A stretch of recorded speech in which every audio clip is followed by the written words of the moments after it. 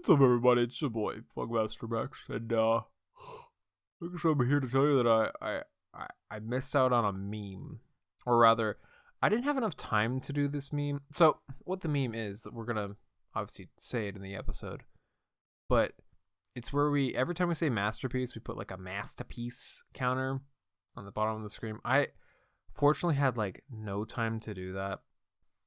Currently, it's 3:13 in the morning. And I have shit to do tomorrow, and I just want to get this done. I just want to get this episode done. I've been really busy the past week. I'm kind of sad about it, but like I just don't have the time. My B fam. Anyway, just enjoy the episode. It's a good one. I sound super autistic in it. But yeah. This episode is going to contain coarse language and yeah, spoilers. We spoil the shit out of everything, honestly. The shit out of it, man. But yeah. Have a good day. Nut on that VCR. What's up, guys? It's your boy, Funkmaster Bex, coming to you live with the Our Anime Podcast. And today, we're going to talk about one of our favorite anime creators, Masaaki Yuasa.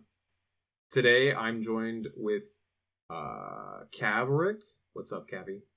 Hello, Bex. Hello, guys. Hello, everyone. Nice. It's a nice 10 p.m. Hello. for you. We're actually recording at a decent hour for Cav. Yeah, We're making progress. somewhat. Somewhat. Alright. We also have Shocking 807. What is up, my fam? I feel that. Thanks, me too. And we have a returning guest, a podcast favorite, Sinris. I'm a podcast favorite now. Or This you're is so you're fun. liked by us, so that's Oh, good. yeah. Thanks, guys. Always got fun the to be upgrade. here. Yeah, we've had you on for like 3 episodes at this point. I feel that should Three or probably tell you four. we like 3 or you. 4, yeah. Thanks. You're almost here with Dr. Whoops as being like a favorite guest. No one is Dr. Whoops level. I Even can never Dr. be Whoops. Dr. I Whoops is certainly just, can't. you know, Well, he's he's actually a going to be the next doctor. permanent member of the podcast. He's just going He's to a doctor. Yeah. We need a doctor. Everyone needs a doctor. Gotta get your doctorate in making mistakes, like Whoops. Whoops. Okay, so if you couldn't tell who Masaaki Yuasa is, he is a anime director who is starting to become a little bit more well known with his recent films and Netflix series Devilman Crybaby. We're going to get to that. But yeah, we're going to get through like most of his main series and films in chronological order. It's going to be a long one. So we're going to start with Mind Game, which came out in 2004. I'm going to have Cav start it off, because I know Cav likes this the most. I'd like to hear what he likes about it. Mind Game is a weird anime. Well, everyone who has seen it could tell as much, I guess. I've watched it like 4 years ago. It's been a while. I still remember it, but not as well as I would hope to. So basically, what I enjoyed the most about it is how creative and fancy it was. Basically, it's just so wild. Like sometimes by that time I was already a Yuasa fan. I enjoyed Tatami Galaxy. I experienced Kaiba, Big Bong's animation, and I was really curious, like where it all began. And Mind Game proved to be a very interesting experience from that point of view, because it was like Yuasa unchained. So, all his like weird ideas and directional style was like so wild here. I enjoyed it a lot because it just was such a unique experience, like nothing else. I think Yuasa Unchained is definitely the best way to describe this. Because it's some wild stuff. That's my favorite Tarantino film, actually, is Yuasa Unchained. Yuasa Unchained. No one is ready. Yeah, it's so creative. So many weird stuff going on. Like there is this scene which is probably one of the most famous one from the movie. It's like at the beginning of it where the main character, I believe he's It's like name Nakai or is something. Nishi? Nishi, yeah. Yeah. He actually died and he met a god, and it's like one of the most interesting and uh like wild representations of God I ever seen in any kind of media. It's like God is such an asshole and he doesn't even care about it. Like Yeah, he was it shit just talking him. yeah, he just shit talking him and like what the hell are you doing? Like we have seen like many representations of gods in the media. And we've seen some like gods who like try to abuse power and just I don't know, threaten humanity and stuff. But here the god is just like an asshole. It's so weird and it's just kind of was so in the tone of the movie. Um I know many people like the scene a lot. I think that was a really good scene. Mm-hmm. I think Mind Game in general had a lot of really good scenes, but it's just like it doesn't even really try to tell a story as much as it just chains together like weird, awesome shit. It's a bunch of sequences of events, basically. Yeah. And there is a plot to it, but it's very much not like a typical rising action, climax, falling action kind of thing. Like, the events all directly proceed from each other in a clear way, but it just... There's not like a conflict of any sort. Things just happen. Well, there is a conflict, I would say, like Nishi and his attitude to life. So basically, Mind Game is about optimism and like positive outlook. It's about a will to live. It's I would say it later. It's basically the topic which kind of goes through all anime by Yuasa, at least which he directed and wrote. And Mind Game is just pure distilled form of that. It's about optimism. It's about how much you want to live. So the other really famous scene is the final one where they just escape. That scene is a masterpiece. The whale. Yeah, the whale. Should we it's start so like crazy. a masterpiece Yeah, tally for how many times I'm going to say that this episode? Masterpiece. Masterpiece. Masterpiece. Oh, I should probably make one, actually. That sounds like a really good idea. How many masterpieces are you getting? Yeah. Yeah, it's just so bizarre, and yeah,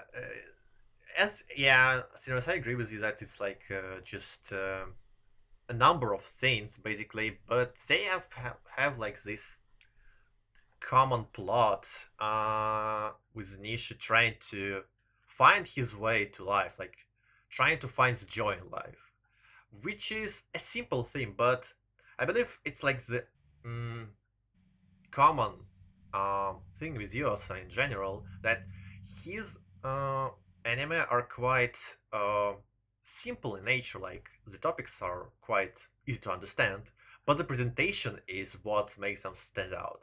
And Mind Game is, yeah, that's where presentation was like so out of this world. Yeah, I think also like a kind of like, I don't know if I could say anything is over or underrated about this thing, but about this movie, but a really underrated aspect is like I think the comedy aspect was really great. Like when Cav says the main character dies at the beginning, like he gets shot through his ass to his head. Like he gets shot in the ass. Funny. And it's played for laughs, as in like as soon as the main character dies and like meets, like before he meets God, he sees himself getting shot through the ass like 10 different times in like all these different ways, and like 3D like in his face, like he's in a cube surrounded by like screens showing him getting shot in the ass. And then like when he gets brought like back to life because he wants to try life again, he like clenches his butt to get the gun back and shoots the other guy. Like it's played for like, it's so hysterical, because I actually got to see Mind Game in theaters like 2 weeks back. Oh yeah, you in New hosted York. the meetup for that in New York. Yeah, we had a New York meetup at this cool theater. It's called like Metrograph, thanks to J Kids. They sponsored that, and now I have a cool poster. But we got to see it in theaters, and like the whole theater like was dying when that happened. Like everyone was hysterically laughing and clapping when that happened. And then he goes on the ridiculous car chase before he gets swallowed up by the whale. Car chase, and it was just so such cool. a like, It was so cool. It was just so funny and like over the top. And it was such a like fun, it was such a cool like snarky way of handling it. Mhm. So I appreciated that along with the along with the presentation, which was really good. I appreciated the humorous aspect because it's so ridiculous that it's like it's almost absurd. So it's cool to see it get played for laughs. Mhm. Well, if you talk about underappreciated things about this movie, I would commend the music. I don't know if people aware, but the uh, producer of music was no one else as Shinichiro Watanabe. Ooh, I had no Um, idea. Really? Oh, I can totally see it. He also did music Ooh. for That makes sense. Michiko to Hatchin, surprisingly. Yeah. Ooh. Yep. So yeah, I really liked the soundtrack, especially the final tune. Yeah, that was Yeah. great. We shall I think probably all- link later on, and we drop it in the thread or something. I think Yeah, all of it's really Yuasa's outstanding. soundtracks are good, honestly. Like every single show has a distinct soundtrack and a really good soundtrack at that. Which I really respect because I think like he has such unique visuals that you'd kind of expect him to really care about the visuals more than anything because it's kind of what he's known for. But I always appreciate how much attention and care he pays to the sound design as well. So you get a unique experience both like visually and aesthetically and like in the music direction too. Like for everything he's done, it's amazing. Yeah. Well, overall, I would say I love Mind Game. It's like one of my favorite movies of all time. But it's the one which is pretty much impossible to recommend unless you kind of like Yosa already. It's Mhm. definitely not the movie, not the stuff which you want to watch first of him. But if you like him, it's definitely an experience. So yeah, you just kind of even I know that even some of Yosa fans do not like the movie. You just kind of need to be into this thing, like this trippy clusterfuck of adventure that Mind Game is. Yeah, I admittedly like had some problems with the movie because I think I was like on board until the end when we had like the double montage. Like the first montage at the end, I was behind because it was like, oh yeah, they get out and then they live their life and like anything can happen. And then they showed the same montage from the beginning, and I felt like that was a bit overkill. It was just kind of like I appreciate the message you're going for, but you need to tone it back a bit. But that's the point is it's Yuasa Unchained, so there's no holding back. He does whatever he likes. Yeah, And he likes some strange stuff. Oh gosh. strange shit. I'm just scrolling back up in our episode chat. Oh, the screenshot, Screenshot of the whale. that- In the yeah. yeah. Oh yeah, it's like it's the screenshot. It's when they have that weird dance scene where like the sister has like those Like water balloon balloons? tits? And then has like Yeah. a penis thing. I have no idea what it is, man. That was some weird shit. I also, you kept talking about famous scenes. I thought you were going to mention the sex scene, which I think is one of the most known, like, it's one of the, like, when people bring up, like, sex scenes in anime that aren't hentai, I think that one always gets brought up, because it's, like, such an artistic sex scene. I think it's cool, like, it's very aesthetic without being, like, fan servicey, but you get the emotions across. It was pretty cool. You guys know what I'm talking about, right? Yeah, I I feel do. like Actually, now I that I feel think like I've about it, seen a that lot of posted Yuasa around. shows have sex, like They do. Kemonozume, Kaiba. I think. Yeah, Devilman Devilman, have obviously. sex I think Tatami has some sex. he does talk. He has Yeah. like sex drive is like if Yeah, no, he has like, Woody. Yeah. We'll get to that. That's the best thing. I think ever. he does. I think it's cool because like his artistic style, I think focuses a lot more on like the emotions at play than like trying to make sex seem something like titillating. Like I would never call like his sex scenes like fan service because I feel like they are so like they're presented so artistically that you're not really focusing on like oh like there's some boobs. You're not like thinking that. You're like oh they're having a sex scene. This is like sensual. Except in one case, which we'll get to later. So I have a bone to pick. Mhm. All right. Oh, I just want to say I really like the. I'll go back on the visuals. I really like how it went like from like rotoscoping to like actual live action like shots in the movie. Yeah. Mhm. That's really cool. That's a thing that's like in Kemonozume and I think parts of Tatami Galaxy, at least the outside shots can sometimes be live action. Which is Yeah, really cool. Tatami Galaxy has live action backgrounds. a Yeah. lot. Yeah. Like whenever they're outside the river is always like real water. Mm. But that's something he's done less over the course of his career. Yeah. It seems. I kinda like, miss it, blending in the live TBH. action stuff. I don't know. I thought it was really interesting because I don't ever see like any other anime do that unless it's like a Masaaki Yuasa anime. Unless it's Shaft. Shaft does it sometimes, but 12 seconds later. okay, so I'm back, sort of. Okay, you're back. No, yeah, my internet kind of died. I was like, Okay. oh. I wasn't Well- sure if it was you or me. No, it was me. I wasn't It was sure me. either. Rip. Oh well. So I don't know. Wait. So we were talking about like live action shit, and then I was mentioning that like, oh fuck. So the Hangouts kind of died for me. I think you can get back in because I did a couple times. Yeah, you're back. Mhm. You in? Okay, so I'm back in. All right, we'll cut this out. So you guys want to just okay? So I guess we just talked about like what I liked about it visually in Mind Game. Do you guys just want to move to Kemonozume? Yeah, sure. Okay. I'm ready for that. All right. So Cav, do you also want to start Kemonozume? Because like I know you like this the most out of everyone. I Out think. of all of us, yeah. So, as I've kind of mentioned earlier, I was on a big Yuasa binge back in 2014. So my memory is kind of fuzzy here because I remember like only skeleton of this plot of characters and stuff. But I have this score, which is a score of 8, and I guess I'll have to defend it now. So, yeah, Kemonozume is a weird experience. It's the first series which was directed by Yuasa, and I enjoyed it. I enjoyed it for because of several aspects. So first of all, I liked the main couple.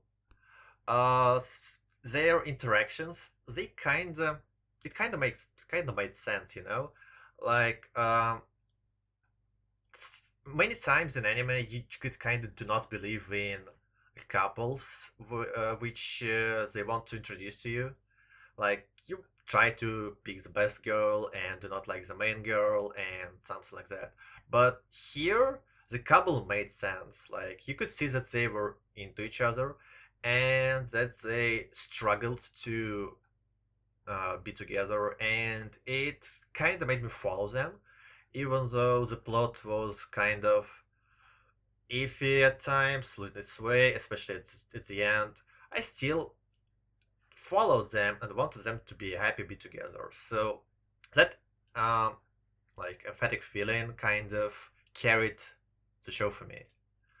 I also liked how well mature, not mature, kind of how grim it was and hopeless at times. I wouldn't say it was edgy, but it was kind of dark. And once again, it's anime about struggling. Well, as usual with Yosa. But I still enjoyed how it was unraveling and the themes of envy, jealousy, and like all these hidden human desires. Um, they were depicted rather graphically. I still enjoyed it though. I could see that probably these days I wouldn't like it as much, but back at the time I definitely didn't mind it, and it left me like wondering where would it go. I think Uh, Kimono. Oh, if you have more, mhm. go ahead. Well, yeah, basically that's about it of what I could say. It kind of unravels darkest thoughts of human mind, and it's kind of the theme I in general enjoy in my anime, so it just kind of hit the wrong buttons for me. But I must say that even for me, the last few episodes were too surrealistic and just too mindfuckery. I think Kemonozume is really interesting in retrospect now that Devilman Crybaby exists. Because they have Definitely. a Oh, wow. lot of similarities. Uh, uh, with like the interplay that he depicts between like sexuality and violence with these monsters that are like hidden as humans, and the way that like sex triggers the transformation into the monster. Um, so very interesting, like, because of how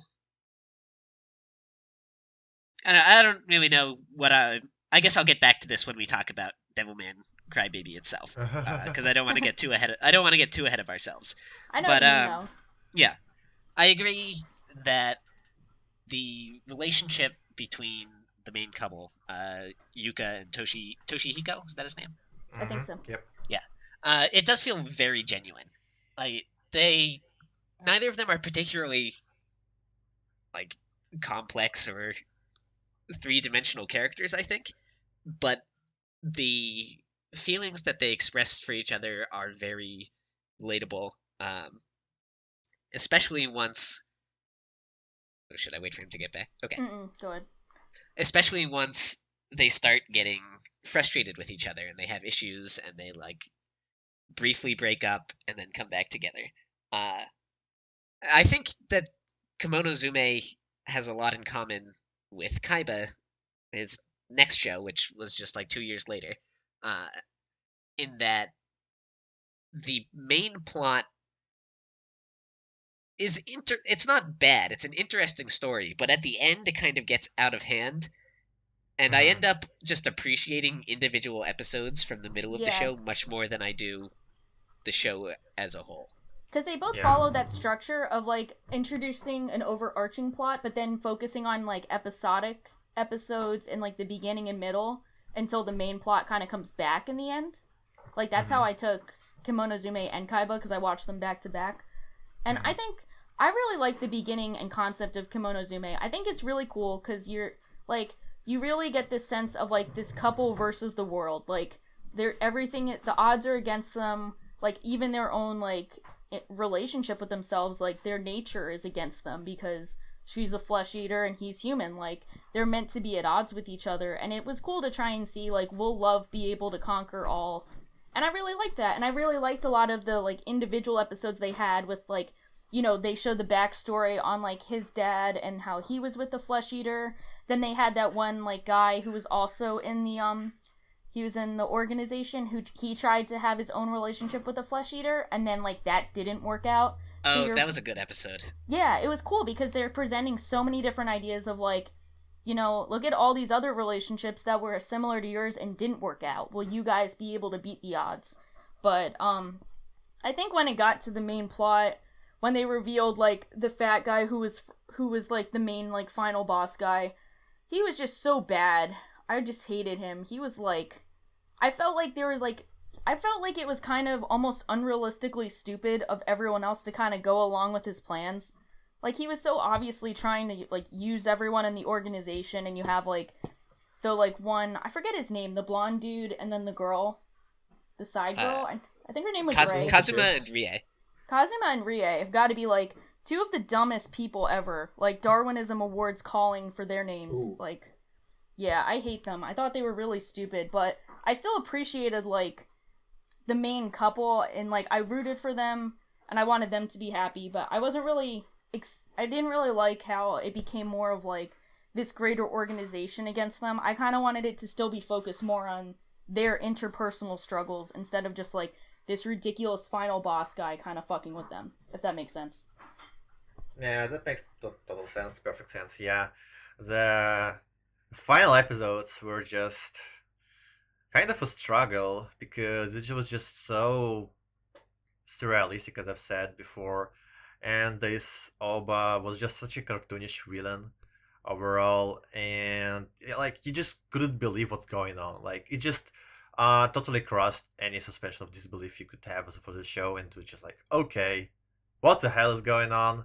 I hope it just kind of ends, like, in a good way, and the main couple is together, and yeah, it just was so ridiculous, like, over the top. It's just like, you have these boundaries you should just kind of stick to, and Kemonozume just crushed them all. Well, yeah, not in a good way though. I even kind of liked Oba for a while. I thought I didn't think he was a bad character until the last episode, because he, in a lot of ways, he's exactly the sort of villain that I can't get enough of, where he's just super snarky and clearly knows better than everybody else and is having a fucking great time just ruining everybody else's day. I thought that was so much fun to watch. The issue is that there was nothing more to him. Like, it never presents any reason whatsoever for why he's doing all this shit. And at some point, the humor value of him being such a massive asshole got overshadowed by just how fucking grotesque he was. Yeah. And Yeah. if it had reeled itself in just a little bit and had actual like character explanation for him in the last episode, instead of increasingly making him more and more ridiculously monstrous, then I think Kemonozume would have stuck the landing really well. But up until the final episode, I was feeling it, and then by the end, I just wasn't anymore. I think it was when they had, like, the girl, like, what's her name, Ray? Like, when she showed up, and it was so obvious that, like, she was, like, showed up to get the surgery to become a flesh eater, and he's, like, blatantly lying to her. Like, she knows it can go wrong. Like, everyone knows that he's going to fuck with them. Like, it's been revealed that he's, like, been ruining their organization forever. And she just went along with his plans, like, so easily. And I'm like, dude, like, if you're getting, like, if someone's blatantly screwing you, I don't feel bad at all. Like, you're, like, too stupid to figure out what's going on when it's being told to you. And I think, like, him kind of, like, I think when, like, Oba was just, like, blatantly lusting after her and then tried to get her in a fight with, the main girl to see who would become the stronger flesh eater, it was just, I felt like it was just kind of cringy. I don't know. I don't even know. I think I watched it, like, late at night, and I just remember getting more and more pissed off. I'm like, you know what? I just want to go to bed.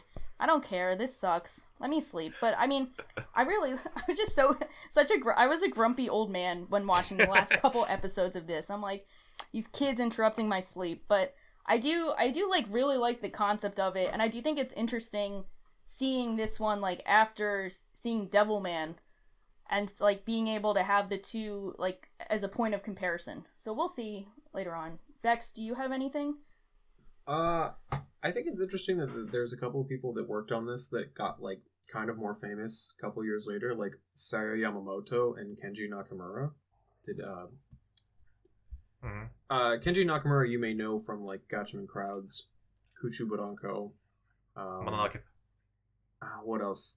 He did Mononoke at Tsuritama. Yeah. Mm-hmm. And then Sayo Yamamoto, obviously, from, like, Michigo to Hachin and, Yuri on Ice? Yeah. I heard. Oh, that one? Yeah, that one. Never heard of that one. No, but it was kind of cool, because I was looking up, like, who was doing who, just because I wasn't really that interested in this show. I never really cared from the start. So I was just kind of bored while I was watching it, just looking it on now, like, who worked on what. And I was like, oh shit, I know some of these names. It even has, like, the director of Beck on this. He did the episode where Rie and MC-kun fuck on a Ferris wheel. He did that. Oh yeah. God, I hate Ray so much. She's such a dumb bitch. I'm so glad she died. What a fucking idiot. I hate her. Like, she's almost Say level for me. I'm like, dude, you are useless. Fuck off. I'm sorry. I don't know why I feel so much anger when I was just like, it's not that big of a deal, but I just hate her. Good riddance. Sorry, continue. But yeah, I like this show visually. Like, it reminded me a lot of Mind Game. But, like, I don't know. It was, like, visually different every episode, but still kind of looked... It was, like, consistently inconsistent, if that makes sense. Like, yeah. I kind of wish the show had a Blu-ray release, because I had to watch the DVD rips, and it was not ideal. I think the show was amazing in Blu-ray. You never know if something was, like, intentionally supposed to look inconsistent, or if it was just the fact that it's only available in 480p. Yeah, it was cool. It was a wild time trying to figure out, like, ooh, what is this? No, but it was kind of fun to watch, like, visually, but story-wise, I never gave a shit, ever. Like, I did like the soundtrack, though. I will say I like the opening. Yeah. The opening was cool. Yeah. Opening was super spooky. I like this. As usual, I like the soundtrack. I can always come up with something, and it's mostly the soundtrack. Well, Yeah, soundtrack was good. It was jazzy and Yeah. stylish. Yeah. Also, Giant Detective is best guy. oh yeah, yeah. Yo, Oh, yeah, yeah. No, what about the monkey though? Sensei. The Saru. Dude, that's the monkey Saru. in Science Saru. That's the monkey in his Yeah. logo. Is it? Yeah. I knew I saw him from somewhere else. So I was like, what about the monkey though? Yeah, the giant detective is best guy. That's it. Oh, That's it. I wanted to ask you, do you think that the ending was happy? I was happy at the end because I was done, but that's not what you're asking. No, I think it was supposed to be a happy ending. I think we've seen. I think Yuasa does tend to prefer happy endings on his original work, and I think he likes presenting them in like happy light, especially like in some of the later shows that we'll talk about. But I do think it was a happy ending. What do you guys think? It's kind of like a We Saved the City moment where the two main characters get their happy ending, but like everyone they ever loved and cared about is dead. Yeah, I agree with you. Well, yeah, it all kind of comes down to whether you gave a shit about the supporting cast or not. Yeah. I guess if I had to classify it as happy or not happy, I would say it was a happy ending. Yeah, Okay. I think it was happy. Bex, were you Okay. how happy? Happy or not happy? I watched this at like 3 a.m, and I was editing the Love Live podcast while doing this. Oh, spoilers! That's probably not. Yeah, I was kind of like editing at the same time. I wasn't really paying attention because I never cared about this show. To be quite So, All right, that's fair, I guess. I honestly, okay, like the first like 5 or 6 episodes, I just never got. I wanted to like this show. I really did. Obviously, I'm a fan of Yuasa. I wanna like what he makes, but like, I just never cared. I don't know how to explain it other than I just never got into it. you thought I was gonna slay the show more, but Bex is the heavy hitter. Yeah. Like, you Yeah. thought it would be me with the 4. Bex gave it a 6, and he's just like, yeah, I don't care. I This meant nothing to gave me. it a 6 because I liked the visuals. I thought it was like cool, but I don't know. Fake fan. Fake fan. No, I'm actually the biggest fan because I'm slaying it, but I gave it a 6. I'm slaying 6 out of 10. It's not about the numbers, Cav. It's not about the numbers. It's not a. I also want to mention that these skits with like these not beast hunters, like the normal people, and this how do you say, like Kifuken, I believe they were saying. Yeah, Like, Kifuken. yeah, That was the and dojo. like yeah, how they ate those like normal people, like these kids, like in the middle, like not in the middle, like at the start of the episode, they were pretty funny and grotesque. I like the skit where it's the old guy in the nursing home Yeah. who transforms and like tries to eat his caretaker, but he doesn't have teeth. Yeah. I like the boxing one. I think that was episode 12 or 13. Yeah, that was towards the end. Yeah. Mm. Yeah. There's Alright, one I more guess we thing I should want to choose- say about Oh, this okay. one, is that I liked it so much in the middle. There's after one episode, the episode where they like get like they hitchhike with the old couple. Mm. That episode was so good. When I finished that, I went onto my Mal and I switched Devilman Crybaby down a point because I was just like, this is Devilman but better. Well, now look where you are. And then I got to the end and I changed it back again Yeah, because repent. Devilman was Repent. better than this. Repent for your sins. Betray. Use fake fan. You're another fake fan. Do the guess so. masterpiece counter and the fake fan count. We Oh, need those gosh. both at the same time. I think we're at 2 for both. Okay. Well, do you guys I'll wanna give move it on one to more Kaiba because now? the episode with the old couple is a masterpiece. I like think that was one. easily the That's best episode of the show. 9 or I like that 11, one. I think. I do like. I don't think it's my favorite, but I liked it because I like the episode with the side guy with the girl, and then how it ends with like she's like, "Oh, thank you, you're so nice," and you just see his head, and you're like, "Ooh, savage." Oh, yep. Ooh. So I think that's my favorite episode, but I do like that episode, the old people episode. Okay. Do you guys want to move on to Kaiba now? Sure. Yeah, All let's right. do it. I guess I could talk about Kaiba first. Mm-hmm. So I watched this show in like 2015, so my memory might be a little rusty. But Kaiba is it's a weird cyberpunk show. Is it punk? It's not. I would not. It's like It's just a sci-fi. Yeah, it's a sci-fi. It's My yeah. bad. No, yeah, it's a sci-fi story that takes place in a really weird looking world, like a almost like Astro Boy influenced. Yeah, I world. see that. I see you. Yeah. And it's about this guy named Kaiba who has a hole in his chest for some reason, and he's kind of like lost memory. He's kind of like lost all of his memories of his past, and he's like kind of just, I don't know, wandering around this world, learning about this world, and he's like trying to like retrace, not retrace his steps, but just like learn more about shit. I don't know how to explain this. And it's really episodic for like the first like 8 episodes, I think, and then like goes into this story, and the story is not as good as the episodic parts. Like the episodic parts have this Sasuke Yuasa. amazing world building, and there's some like really standout episodes in the first half, and then it gets into like this story that's kind of hard to follow. I don't know. I found it hard to like follow. It's been a while. I think I liked it because I think I like the main story. Maybe not as much as the episodic stuff, but I still liked it a lot. And I think this like brings up a very specific aspect that I want to give Yuasa a shout out for. But he always does this thing where he introduces a character who has unrequited love with one of the female characters. He gets screwed over, and he looks like the biggest asshole, and then he redeems himself in the end. And they got That's the one. true. He had that in Kemonozume, where he was like the ex of the main girl who was a bro, and like sacrificed himself for her. Then in this one, they had Vanilla. I remember his name. Vanilla's best guy. Vanilla's best guy. He sacrificed himself, and it's cool because it's like they look like an asshole, they act like an asshole at the beginning, and then out of nowhere they kind of worm their way into your heart, and you're like, wait a minute, Oh yeah, there's a Kaiba good does dude a really good underneath job that. of humanizing characters. It's Yeah, and it's like fantastic very job. subtle. It's very subtle because like you think Vanilla is just trying to hook up with the hot girl, the cute body girl, whatever, the cute girl, Chroniko? and he's just he's just trying to do it, Kuroniko, for because she's cute. But then you're like, wait, he's gonna die, and they're gonna die, and it was like And he then they just played genuinely, like the tree song, and it's the most sad shit ever. Dude, yeah, it's I cry every time. Kaiba's another show that has a fantastic soundtrack. Actually, it's You'll really notice a good. theme, and it's soundtracks. And that's what I'll talk about on every show. Be like, hey guys, surprise! I like the soundtrack.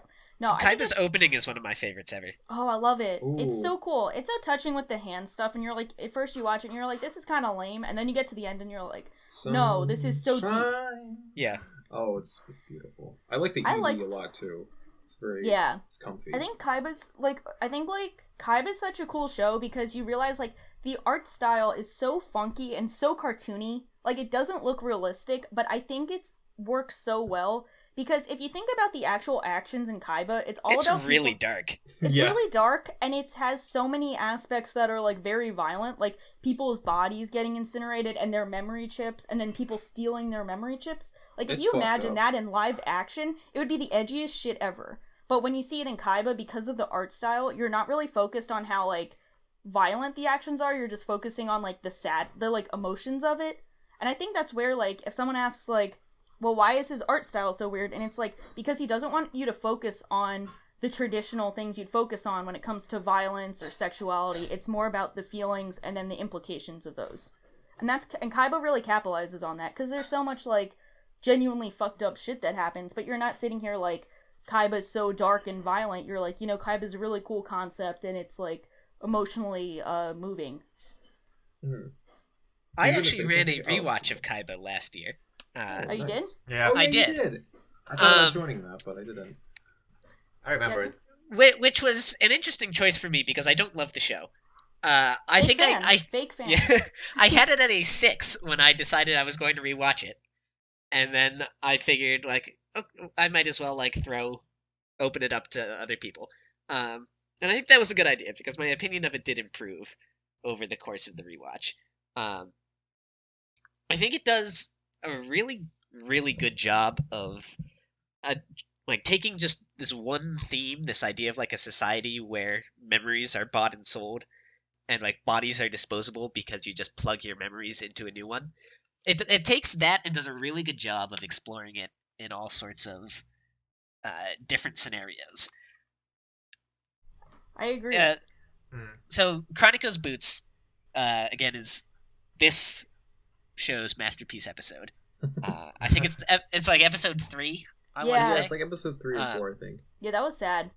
just does this great job of introducing you to this girl who's really sweet, and she's planning to sell her body, literally like sell the physical body, to like provide for her family, and then like her stepmom is going to hold on to her memory chip, and someday like hopefully they'll be able to buy a new body for her to put it in. And it goes through the whole thing, and she has the operation to have her memories removed, and then like the doctor or whatever who's doing the process just takes her memory chip and throws it away. And it's such a casual moment, like they don't even make a big thing out of it, that it drives home so well the callousness of this society, which gets back to what you were saying, Shah, about it being so dark, but it doesn't come across that way until you really dig into it and think about what you're seeing. Yeah. Yeah, I guess I'm gonna be that guy and say that I didn't like Kaiba that much. It's one of my least liked shows by Yuasa, I would say. Um, Again, Kaiba was actually my first anime by Yuasa. For some goddamn reason, I don't know why. Even before Tatami Galaxy. And yeah, I didn't like it as much. There are several reasons for that. Well, the ending sequence in general, it was just kind of so squeezed and rushed, like in like final 2 episodes or so, and it didn't make me care more about the plot. It just kind of was so, once again, like in Kemonozume or even Mind Game, just so over the top that it was hard to care about it, really. Like, it just was hard to believe. Yeah, things just escalate so quickly. Yeah, and that's the thing with Yuasa, like his earlier works. His original anime are so bizarrely so bizarre when it comes to endings. Like they're so trippy, and really they just escalate so quickly. And Kaiba is pretty poor example of that, I would say, because like in Mind Game was trippy to begin with, and Kemonozume was like gradually building up this edge just to like throw itself from the cliff by the end. But in Kaiba, it's just so mellow, so melancholic, like through the course of it, and then it just like changes so much in the final episodes. It's just so sudden. It just doesn't make sense to me. Which yeah, that's one of the reasons I disliked it. And there's Kaiba himself. I have trouble caring for characters who do not show many emotions. Well, if people are listening to Violet or Weekly, for example, I kind of bring this point every other episode. That it's hard for me to care about Violet. Yeah, same with Kaiba. Um, he's just there. He's an observer, and he does a good role of being an observer. But I didn't really relate to him or didn't really care about him, and that's why the ending of Kaiba was worse for me than the ending of Kemonozume, because in Kemonozume I actually cared about characters, and in Kaiba I didn't. I cared more about the world, this weird system of chips and selling bodies. It was really dark, as well you have said before. Um, yeah, and I wish there was more world building, and I kind of wish the whole series would have been entirely episodic, actually, and didn't try to like make Kaiba a character and like make him really try like go out of the way and make him relatable. Well, Kaiba has a huge hole in his chest, and so do I. So he's the most relatable character. No, I feel no. that. Yeah, no, I think I kind of agree with you. Like, I don't think Kaiba's really that impressive. I actually liked, we talked about Vanilla being best guy, but I really liked Popo's character. That's the main bad guy, like his friend. Like, first off, what an awful name. I feel like such a, like, Popo. Like, jeez, get a better name. But, like, Popo. The Popo coming to get me.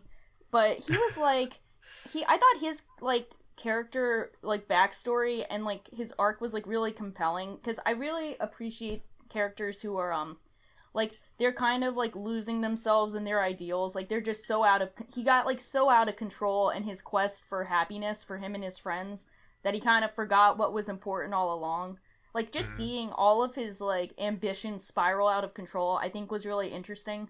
So I felt like he was more compelling, even though he was, like, you know, like, pretty clear-cut the, like, villain of this. But I thought it was kind of interesting. I mean, I watched Kaiba, like, 5 days ago, and I don't really remember the ending episode that well, so I think I would say that was an unclear ending. But I think, I was rooting for Kaiba and the girl to be happy, kind of like Kemonozume, but, like, I was rooting for their happiness in this, like, tragic world, and I think they got it, but, yeah, I know what you mean. I think I do really enjoy the episodic episodes of this series more than the overarching plot, and I think that happened with me with Kemonozume too. I think it's kind of like, they introduce this world, and we find it really interesting, and the episodic episodes let us explore it more, and that's what we end up becoming the most attached to. Yeah, I think Kemonozume at least was a show that was all about fighting monsters from the beginning. So when the last episode is just like a big fight against the biggest monster, although it's not good, it's at least doesn't feel out of place. Kaiba is like a really slow-paced, like melancholic, like look at the concept of like memory and identity, and then the final episode is like a giant space battle with the plant. Yeah, that's what yeah. I said, yeah.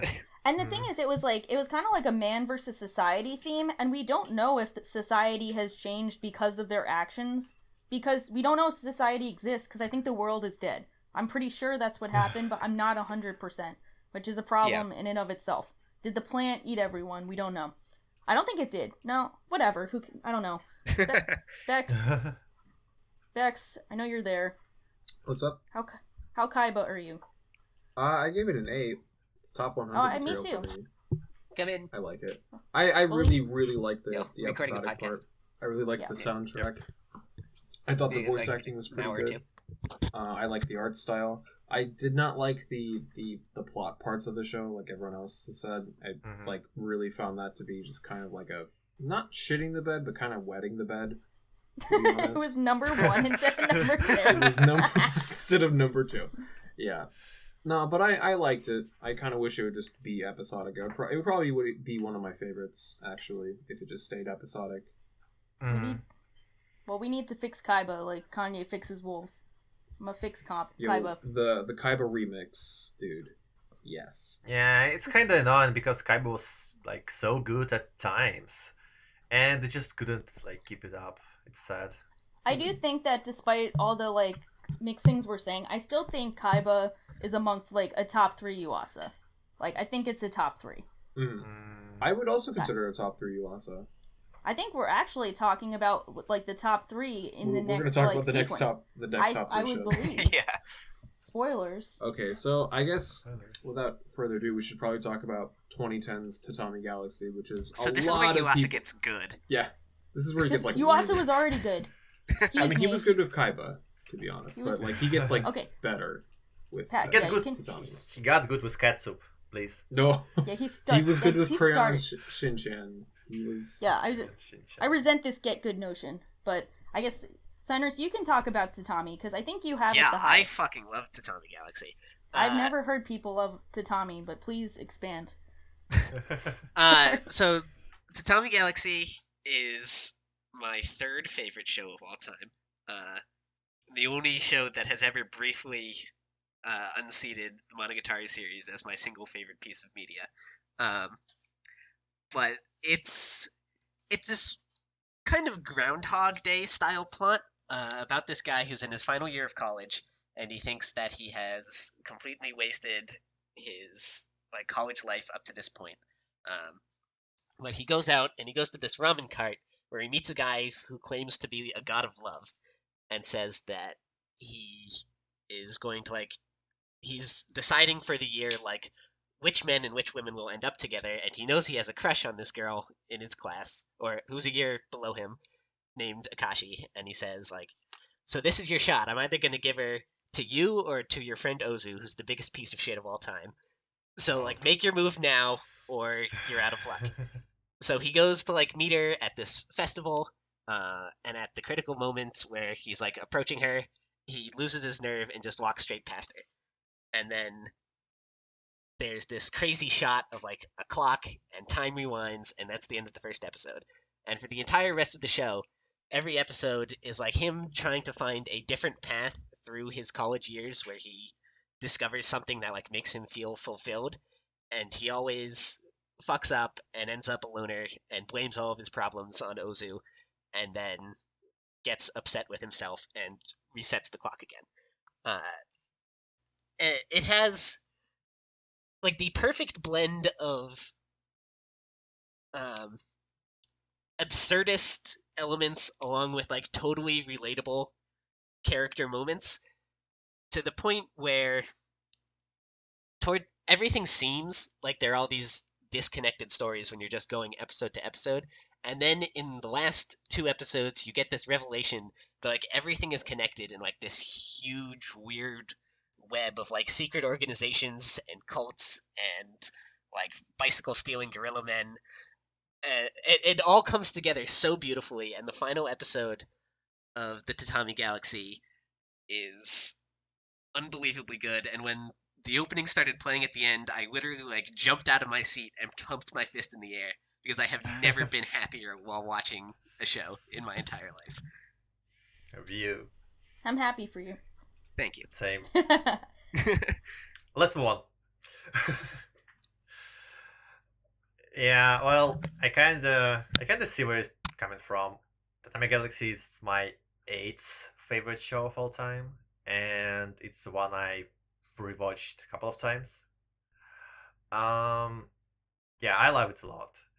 I know people appreciate it for this like exploring, discovering the state of mind of the main character, who once again the common theme of Yuasa, where he is lost and doesn't know how to make the good use of his life, but then with some fuckery, with some weird kinds of revelations and stuff, he kind of gets that he's supposed to enjoy his life and takes it for what it is, and then he just becomes a happier person. Yeah, that's all good. I can see it like being a good point of the show, but for me, the main selling point for it, well, aside from like presentation, soundtrack, and stuff, was actually Ozu, and he's one of my favorite characters of all time. So one of the overlooked aspects of Tatami Galaxy is how main character's attitude towards Ozu changes, like in the final episodes. Like this was this phrase which I wrote down, and it's like one of my favorite phrases. Um, if I had only met him, then I bet my campus life would have been a fun one. So basically, Ozu is a textbook example of that character which you do not judge a book by its cover, because in every episode where main characters was meeting Ozu like for the first time, he was saying like some cruel things to him, like about his appearance, his habits, and all of that. Um, but then he kind of realized that he was his only friend. He was the only person who was trying. He was living his life like to its fullest, something which main characters couldn't do. And he tried his best all the time, despite everything, despite his appearance. He was trying to get the girl who he was loving, and it was such a good and genuine development that it kind of just stuck with me for a long time.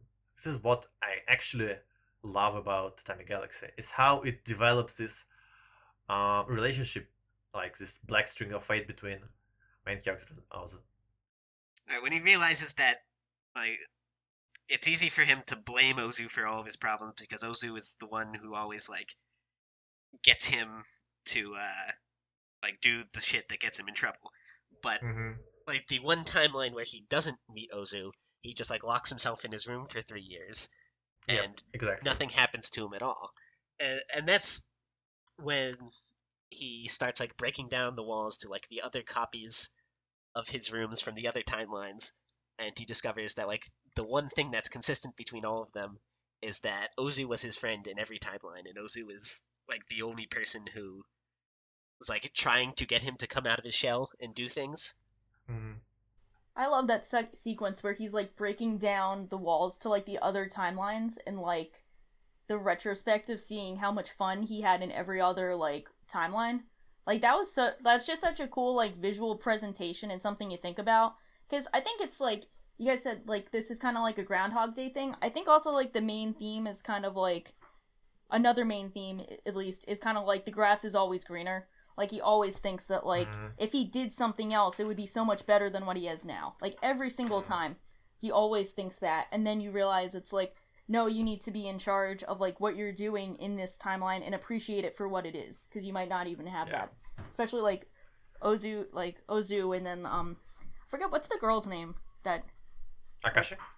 Like it's so funny because you see like even when he's not like actively in like a friendship with her, like she always somehow manages to show up and be like connected to him somehow. Like when they had the letter episode where she turns out to be like his anonymous pen pal, and then and it was just so cool. I think I really like the ending too. I think it's such a cool experience, especially when you think about people asking for anime recommendations, and how many people ask for something that doesn't follow a high schooler and is like out of the ordinary, and you're like, you gotta watch Tatami Galaxy. It's such a cool college anime, because so many college kids are like watching anime. Like that's when I picked it up, and it's so topical to them because it really is fitting when you go into college and you can get to see so many other people, and you think like, oh, it looks like they're living the life and my life is boring. So I think it's a very relatable anime, and I think the visual presentation of it really helps that. And Akashi, yeah, go ahead. Oh, no, Akashi is also great because she's such like an unconventional romantic interest. Like she's never presented as, like, I guess in a typical anime, like you have this depressed main character. His love interest would be like the super Genki girl who like draws him out of his shell and everything. But Akashi is just like this normal, like kind of plain looking girl who's afraid of bugs. She's afraid of afraid moths. of bugs. Yeah, she's like super frosty to everyone. But she's afraid of bugs. I feel that. And like the thing that he ultimately realizes about Akashi is that it's not like this thing where he's trying to get this girl to like him. It's that she has actually been like into him all along. She was through all always the there. timelines. She was always there. He just had to reach out, like every and he time. just had to like do something about it. I respect that. Yeah, and coming back to what Shah has said about like a relatable part of the Tatami Galaxy, how you can relate to it while being a student.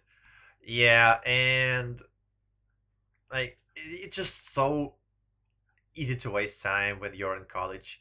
And what makes Tatami Galaxy like such a compelling work, such a convincing work, is its presentation. Like the whole theme of time loop is just such a hard-hitting um, tool of conveying this thought that it's just something I believe many people have thought about. Like when you're in college or something like that, you wish you kind of relived a day or a previous year, maybe did something different. And the Tatami Galaxy shows that it is possible for a main character, but kind of nothing changes for him. And it's this explored possibility kind of hits hard, and you realize that maybe it's not that bad. Maybe there are there are still some things you can change in your life. Um, yeah. So overall, Tatami Galaxy is just probably the first anime of Yuasa which worked on pretty much every single level, for me at least. Yep. Like, it was consistently good from the beginning to the ending, and like on the visual level or on the thematic level. Once again, characters were so likable, even the um, supporting cast with uh, Mr. Jogasaki, Gucci. Jogasaki, yeah, Jogasaki. Master Yuchi, yeah. There was just such funny, just so funny, and like what I enjoyed once again the most about Tatami Galaxy is how compelling these side characters are. They you can see that they all have their own lives and they want to live them to their fullest. Mhm. It was just so good to watch. One more thing I want to say about the finale is I really appreciate that when he finally has his realization of just to like go for it and live your life. He doesn't like realize that and then reset time one more time and do it the right way. He realizes that at the end of the darkest timeline, and he still just like takes the opportunity and is able to turn things around. Yeah. And once again, soundtrack, opening, ending. Did someone everything's perfect. say a Yuasa soundtrack? Did someone say the magic words that the soundtrack is good? Okay, admittedly, I didn't notice this soundtrack as much, not in like a negative way, but that OP-ED combo, Yeah. nut. I mean, That is it's it. That is Ancient it. Kung Fu Generation and Yosuke Kishimaru. There are some names in anime industry which I- are famous for opening and endings, yeah. I think like that might be my favorite Kung Fu Generation song. Same. I'm actually Same. usually not a big fan of their stuff, but like this one I liked. At least I have an emotional attachment to, I think. But like Bex, you had an interesting Tatami journey. I'm Okay, so exposing- yeah, I took 4 years to watch this show. Yeah, so I started this show back in 2014, and I watched it, and I thought it was like cool. I was interested in it because like Demolition D came out with a cool Tatami video back in 2014, and I watched Ping Pong the animation in 2014. I was like, oh, okay, I liked Ping Pong. I should probably check out Tatami. And like I thought it was cool, but like I got bored with it after a while. Like towards the middle of the show, I found it like really difficult to get through the middle part of the Mhm. show. But once we like actually like sat down, like thought, oh yeah, we should make a Yuasa pod. I'm like, oh, I have to finish Tatami now. And I finally like chugged through like the middle of the show and got to like the last third of it, which was like fucking amazing. I really, really liked the last third of the show. But yeah, if I have like one criticism for the show, I think it could be shorter, to be honest. You know what's really weird? This might be a transition, but I always kind of thought like, because I'm also kind of on Bex's level of like I really like it and I think it's a very important show, but it's not necessarily a show that impacted me enough for me to call it a masterpiece. But I totally get why it's a masterpiece. You know, you just have those shows that are like, I really enjoy this and I don't necessarily dislike things, but it didn't impact me as much as it could have. That's one of these shows for me. And I always thought like, you know, maybe like Beck said, it needs to just be shorter, cut out some of the like episodic episodes I didn't find as interesting. Maybe it should have been like a movie. And then Girl Walks came out, and I realized I was full of shit. It should not have been a movie. Transition. I was so wrong. Transition. I was so wrong because I'm like I'm not gonna start off the Girl Walks talk explicitly, but I like low key slayed Girl Walks, and I made me retroactively think I was full of shit about Tatami Galaxy. And it's perfect as is. No one touch it. That's all. Speaking of Girl Walks, I will let someone else do that. So when I got to when I finished Tatami Galaxy, there's that episode where they reference the Girl book. Walks, because Yeah, they have the they book. referenced that, and Yep. I was like, that was 'Cause they're by after the the same movie came author. out. And I was like, oh shit, I'm gonna watch that soon. That's really cool, actually. Yeah. That's weird to think that like 7 years later they would make a movie out of the book that was referenced in that show, but that's They pretty knew. cool. Yeah, They they knew. knew. They probably knew. Also, while we're talking about something being by the same author, The Eccentric Family, also by the same Yeah. guy. But he's not a Yuasa, so he's dead to It's us. not you. It's dead to us. Fuck that shit. I'm gonna watch it eventually. I don't have any, like, I haven't seen it. But it's not by Yuasa, so I don't like it. Get out of here. Yeah, but like I don't know. I feel like this show could have been like an OVA series and like probably still have the same impact. I don't know if that's an edgy opinion, but It really depends on how much you like the overall cast. Because like yeah, I hear these complaints a lot. Like the middle section is kind of slow, and like they're like this section of 3 episodes where he joins 3 different clubs, and they're like all connected. Oh, I think it's the one. It's the one where it's like the sex doll. I think the sex doll episode is one where like we've gone too far. We need to get back on the main path. Like the sex doll thing where he runs up with her. When he runs off with the sex doll, I'm like, you know what? You also like I respect you, but we need to stop. There's a point where we've gone too far, and this is it. Because I like the Colt episode. Low key. He's a savage. You know, he was the original Maverick. Get fucked, Logan Paul. Oh, but the sex doll episode is so good. Like you would say that about every episode. You can't say that about every episode. Well, that's true. I would. Would you but, say it was a masterpiece? I guess if I had to pick a weakest episode, it would be that one. That was But, the one where I was just like, what are we doing anymore? Because I mean, it wasn't bad. It just was kind of like too far off the beaten path, and like my suspense of disbelief was a bit gone. But I mean, I liked a lot of the episodes. Don't get me wrong, because I wouldn't like it that much if I did. Bad. It's just like I thought this could have been trimmed a little bit. Yeah, that's when it's like, you know, sometimes we're losing track of the goal, and you don't marry a sex doll. I kind of want to rewatch the show just to see if I would still have that same opinion. Like knowing everything that I do now about the show, like I kind of want to go back from the beginning and then like see, would I still have the same opinion? Because like No, you go. Tatami Galaxy is one of those shows where when you watch it the second time, it's like a completely different experience from the first because you notice that literally everything is foreshadowing.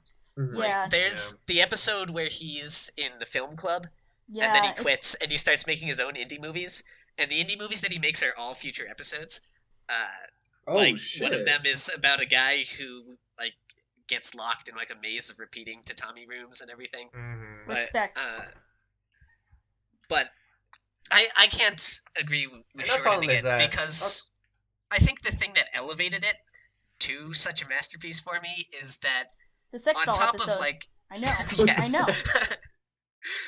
On top of just like the really good characters and like the great thematic and emotional development and everything, the fact that everything from every previous episode comes back at the end and it's all tied together in this like weird web of intrigue with like Ozu pulling the strings on everything that happens in every episode, and that it's not just like different things were happening in different timelines. All of these things were happening in every timeline, and you only see a little bit of it at a time until it comes together. No, I can see that. Yeah. I definitely kind of want to rewatch the show. I feel like my opinion would change. I also watched it in like 2 days because it's like 11 episodes, so I kind of blurs together because I like watched it very rapidly because I was really invested. I'm like, you know what, let's go. We're watching it all. Well, I did watch this all in one day. Yeah, it's same. Cool. That's a cool thing. I watched this and Fully Cooley in one day. Ooh, are you okay? Nice. Were you okay? That's well, after that... those are my number 2 and 3 shows ever. So it was that's a pretty a good good golden day. times of watching That's a good anime. day. Younger days, man. It's all been downhill from there, honestly. It really has. Yeah, I didn't have a cool day like that, but I respect it. But yeah, so you guys want to talk more about Walk On Girl, or I guess we could talk about like the animation in Night is Short because it's pretty cool. It's Flash. Very impressive because it's the same. So as we mentioned, it's the same book, the same author as Tatami Galaxy, and some other show not made by Yuasa. And then it was like they have the same art style, which is very like I think it's actually very different from the Yuasa art style we've seen in Mind Game, Kemonozume, and Kaiba. It's a very distinguished art style away from those. And it was very well animated and looked really great. And Hanakana's character was adorable. She was so cool because I think something that like he doesn't really do in his shows is really focus on the female characters. Like he has female characters, but they're never the main focus. So I really appreciated her character a lot. I thought she was really adorable and cute, and I really liked the beginning half of this movie where it was kind of focusing on like the different aspects of like when you go out for the night and how like she had she got to see all the wonders of this town and have a great night and meet really cool people, get into like drink offs with people. And then the guy who liked her was having like the shittiest night ever, and like had everything went wrong for him. Like he couldn't catch a break. And I think like we've all had those nights where it's like everything goes well and then everything goes wrong. And it was cool seeing both sides kind of played to absurdity, but like in a really fun way. My biggest criticism of Walk On Girl, though, is actually that the girl gets less interesting as the movie they goes shift on. the focus. They shift the focus in the second half to the guy, and I never gave a shit about the guy because his most interesting aspect was being into the girl. He's like a poor man's version of the Tatami Galaxy main. So this is my main thing. I've been hinting at me slaying the show. This is me hinting at me slaying it, and now I'm gonna slay it. I watched this. Get prepared. I'm sorry. So I watched this, and I liked the first half a lot. And I was like, you know what? This is cool. It's kind of like a side story to Tatami where it's like in the same galaxy. We got the Uzu shout out. We have the same like Master of Love and then the like older hot chick. Like they're both there. It's so cool. Then we get to the second half, and as you said, they shifted the focus away from the main girl onto this guy. And it really felt out of place. I don't know why they shifted the focus onto him and tried to make like him have some kind of like character defining moment. And I don't even understand, like, they brought back Johnny, who was, like, he was the symbol of, like, sex drive in Tatami Galaxy, and they tried to make that a relevant plot point for this guy, but that was never relevant in this movie. So it's kind of felt like they tried to, like, force some development onto him to try and make it seem like him and the girl meeting back up was, like, this big, like, super impressive moment, but, like, we never cared about him. So I really kind of felt like they just tried to do what they did in Tatami Galaxy, but they never did the proper build-up that Tatami Galaxy had to make it such a powerful moment. That was I agree. And this main character just comes across as a creep. Like, he's not endearing. He's just, like, following this girl around and trying to, like, orchestrate events so she'll, like, accidentally bump into him and realize that, like, she's in love with him. And it gets kind of uncomfortable at points. Yeah, I kind of agree. Yeah, like I said before many times that the supporting cast was the main reason why I enjoyed Tatami Galaxy that much.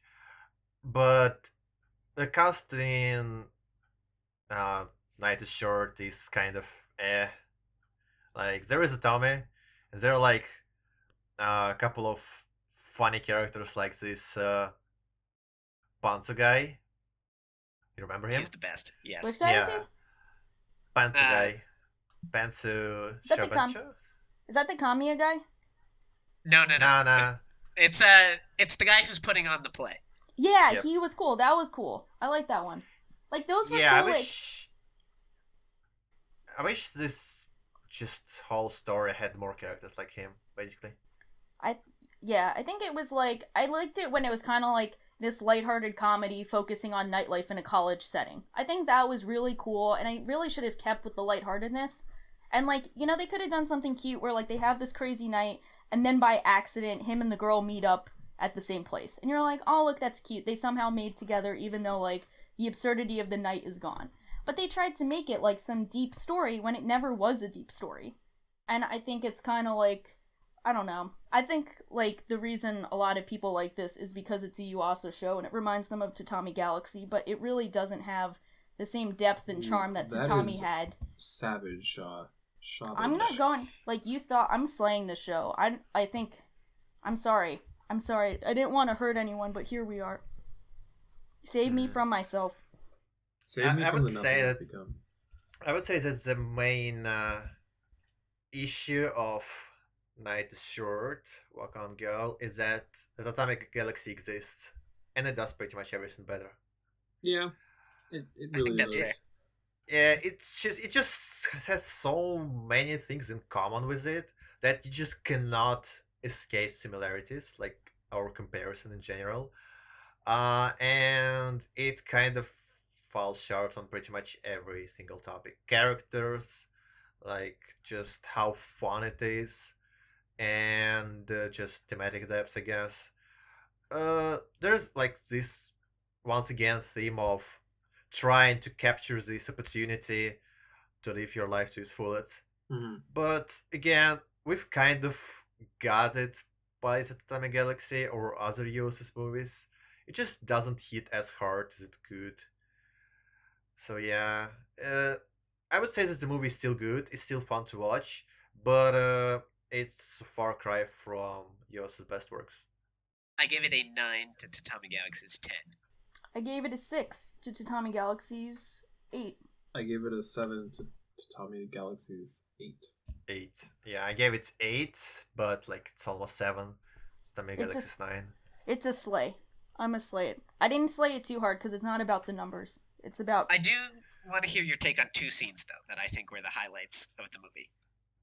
First, the fun one was the climax of the Guerrilla Theater arc. loved it. It was so funny.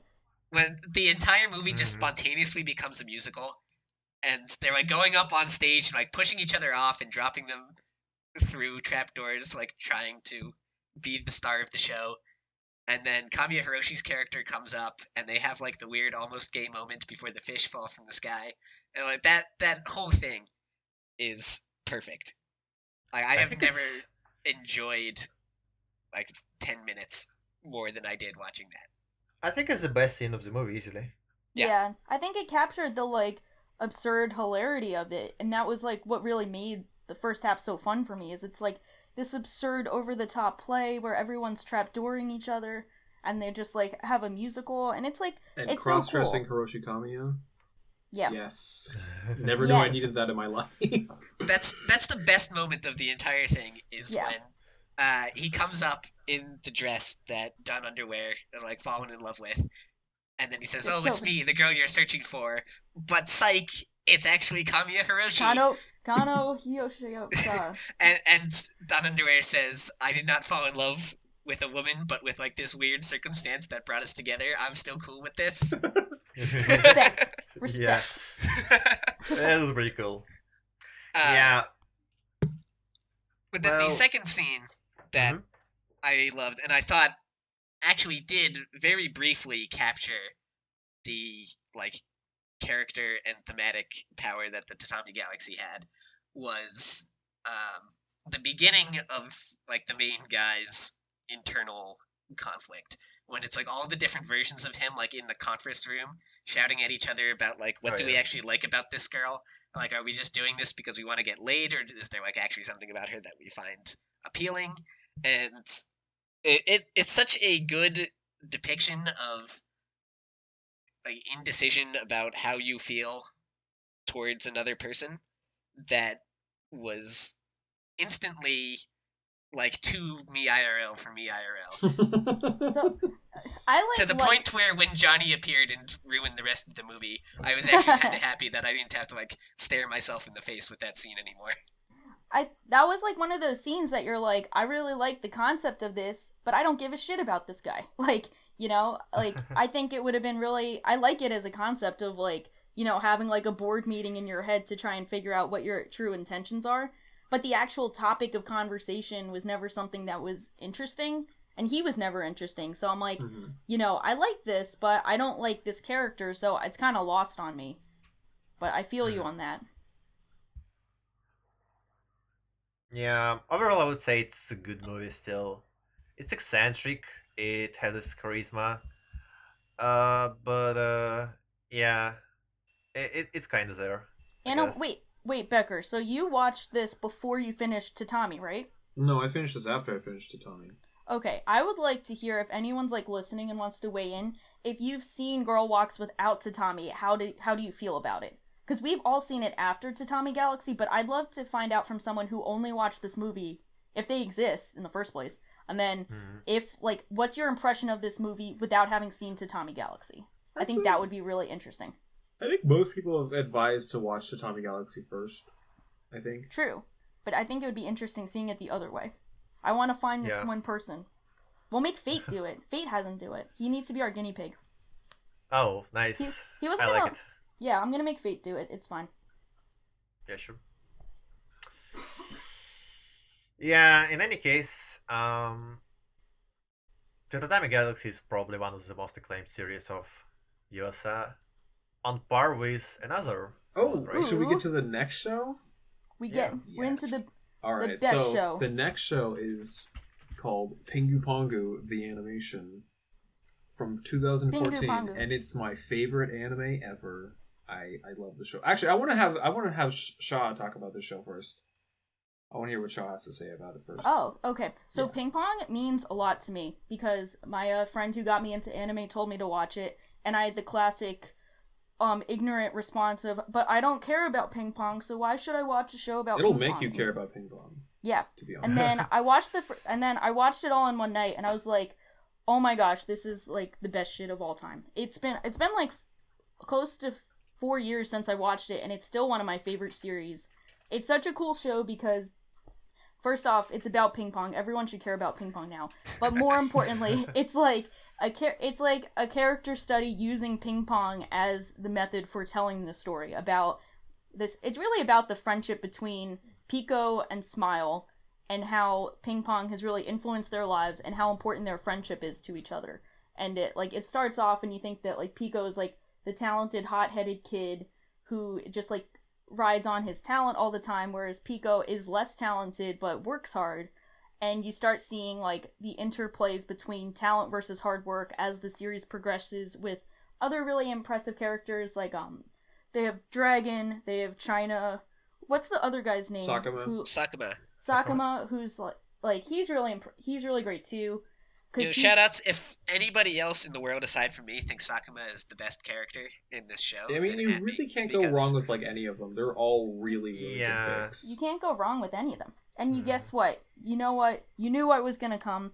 Amazing soundtrack. Because oh my god, the best soundtrack. The best Yuasa soundtrack. It actually might be my favorite soundtrack in anime. It's the coolest shit. They have a song where they use ping pong balls as a percussion instrument. Not every time. Amazing. But, so, I think this is like a really cool, important story because it really, goes into all of these characters and, like, the nature of competitive sports in a really impressive way because in they 11 episodes. In like 11 most episodes. Anime wish they could do what Ping Pong does in 11 episodes. Yeah. In 11 episodes, Ping Pong is both the best sports shonen I've ever seen and the best character drama I've ever seen. It's just the best. It is the best. And I think everyone noticed about the, really rough art style. It's the same thing in the manga, by the way. Well, I just want to point that out. Masterpiece. Good graphics. But everyone knows about that. But it's really I think it can't have another art style because they use the art style in such a fluid way that what stands out to me is I remember they have China playing Dragon and you see them playing ping pong towering over. He turned they have Dragon hits the ball and the ball turns into a literal dragon as Kong just gets overpowered by how impressive Dragon is as a player, and you really get that sense of I'm playing a mammoth player, I'm losing control of my destiny, my future, everything is riding on this match, and I'm just getting destroyed by a literal dragon. And they use that art style to really show the symbolism of how impressive the gameplay is. It's very expressive. There's this scene where, for some reason, Sakuma has to go into the ocean, so he, takes off his coat. It's because Peko jumps off the bridge because he's an idiot. Yeah, and he's, he walks into the water, and he's, fucking freezing, and his face is just, absolutely, crazy looking. I'm like, if you've seen a screenshot, if you've seen the screenshot, everyone knows. I'll put it up, Shout out to Best Boy Pico for going on, an alcoholic binge because he got bad at ping pong. Oh my gosh, the karaoke montage, yes. Oh, that's yes. That's a masterpiece scene right there. Masterpiece. Masterpiece. It's so cool. I love ping pong. It's such a cool show. I can't say it enough. I mean, it's I love ping pong. When people hate on the art style, I'm just you know what? You don't deserve ping pong. But I still want you to watch ping pong. It's exactly the same in the manga. Matsumoto's art is pretty. I don't know how to describe it. Matsumoto's art is rough, I'd say. You could call it. Rough, yeah. You got that Ed and Eddie aesthetic. That's what things. You think I'll never be able to unsee this. Yep. You think it's an insult, but I love Ed and Eddie, so it's the biggest compliment.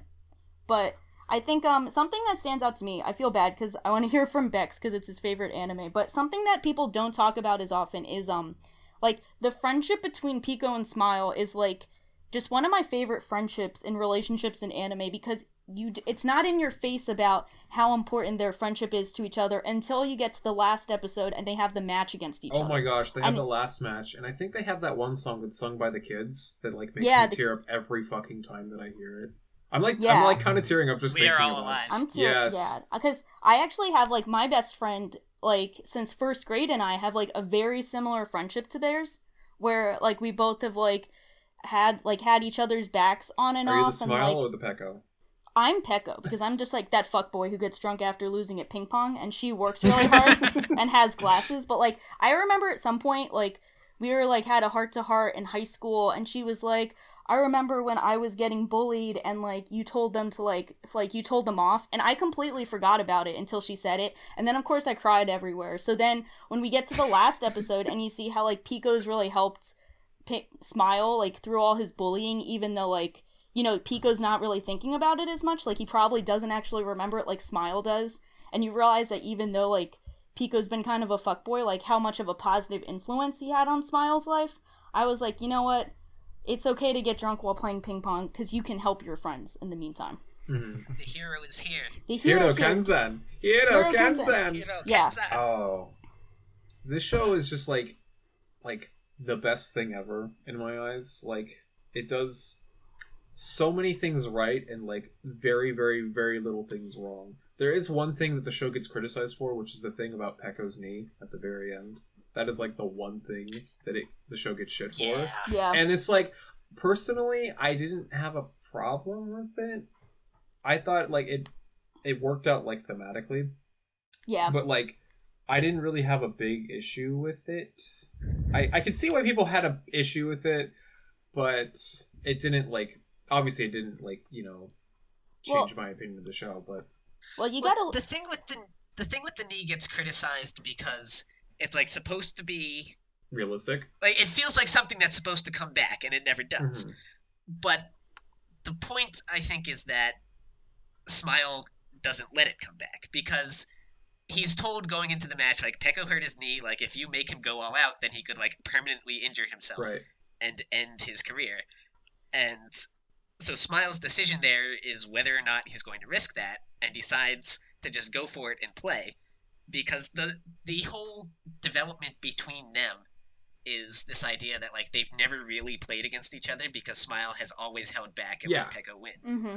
And if he had done that this final time, then it would have like wasted everything they've been building up to. But the fact that he didn't shows that they have like actually learned to like be rivals and meet each other like on the same level, rather than Smile feeling like he's indebted to Pecco for everything. Mm-hmm. Yeah. And the fact that his knee then doesn't explode and he doesn't instantly die on the stage is not a bad thing. Like, also, people like if we're gonna get like actually technical on it, like that was very good thematically. How many athletes play injured? So many athletes, like professional athletes, play with worse injuries. You know, everyone was like, "Oh, it's not realistic." Well, excuse me, I've watched the NFL all year because it's been relevant. So many people play injured with worse injuries, and you can get by with playing with a busted knee, even though it's really stupid. Mm-hmm. So sports, not even once. Yeah, it doesn't like hurt the show that it did happen. Yeah, it's fine. I don't really mind. What else is there to like about the show? I don't know. I've always really liked the dialogue in this show. Yeah. Like, it's always come off as really like, I don't know how to say this, human to me. Like, it doesn't feel like I'm watching an anime. It feels like I'm watching people like actually interact with each other. Yeah, agreed. That I've always like interactions with Joe, Butterfly Joe, have always been Joe. like the highlights of like, yes, like Butterfly Joe's English is the best thing ever. Oh, another thing that's really cool is they explore what happens with like when Butterfly Joe only focuses on Smile, and like the entire ping pong team like disintegrates. Mm-hmm. Like that was like a cool subtle thing, because it's like, as he's like focusing on one person, like you have China, who is always a very self-centered player. He's like building up his team. Like he wants his team to do well, and he didn't give a shit about them. I didn't even realize that. That's actually really cool.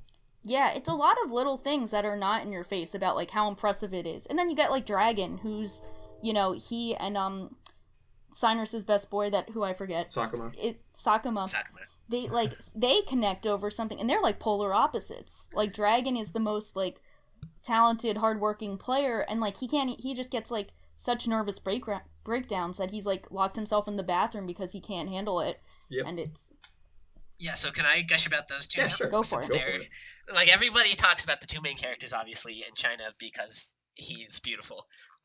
But I think Dragon and Sakuma get overlooked a lot, and I think that their like shared storyline is my favorite part. Sakuma, especially, I love because in like any other anime, he would be the main character because he's like this scrappy guy who's not that good at ping pong, but he wants it more than anybody else, and he works harder than anybody else, and he like gets really close to getting it. Like he beats Peko, who's like really talented but never tries that hard. And then he's riding high on himself. He thinks he's like proven that he can like beat people who are more talented than him. And he goes and tries to prove that by playing Smile, and Smile fucking destroys him. It ruins his life. And he gets kicked off of his team, and he doesn't appear again for like half the show before he reappears at the very end. And his ultimate resolution is something that I haven't seen in any other story, which is where he just like comes to terms with the fact that he's not good at this game, and it doesn't matter how much he loves it, he will never be able to compete at top God, level. that is the most heartbreaking shit like ever to witness. Yeah, It is. and he talks to Kazuma, and it's this great duality because Kazuma is like the best in the world. Like he's won the Youth Olympics twice in a row for ping pong, but he's not really into the game, and he gets like so worked up about it that he like locks himself in the bathroom before all of his matches. So you have this great conversation where Kazuma, who's the best, everybody loves him, is like making himself throw up because he's so nervous. And Sakuma, who's like this weenie who's terrible at the game and nobody cares about, is standing outside, and they try to talk to each other, and there's just like this fundamental disconnect where neither of them can understand where the other one is coming from. And Kazuma thinks that like he's just gotten this far because he's worked so hard, because he's so much better naturally that he can't understand like not having talent. And Sakuma so badly wants to be in his position, even though Kazuma hates the position that he's in. It like that failure to connect between the two of them is so heartbreaking that it ends with Sakuma saying like, "All right, like it was good talking to you. I'm gonna go cry from like later," and he leaves, and that's it. Like that's the last we see of him. It's something I have never experienced in any other story in my life. It's a masterpiece.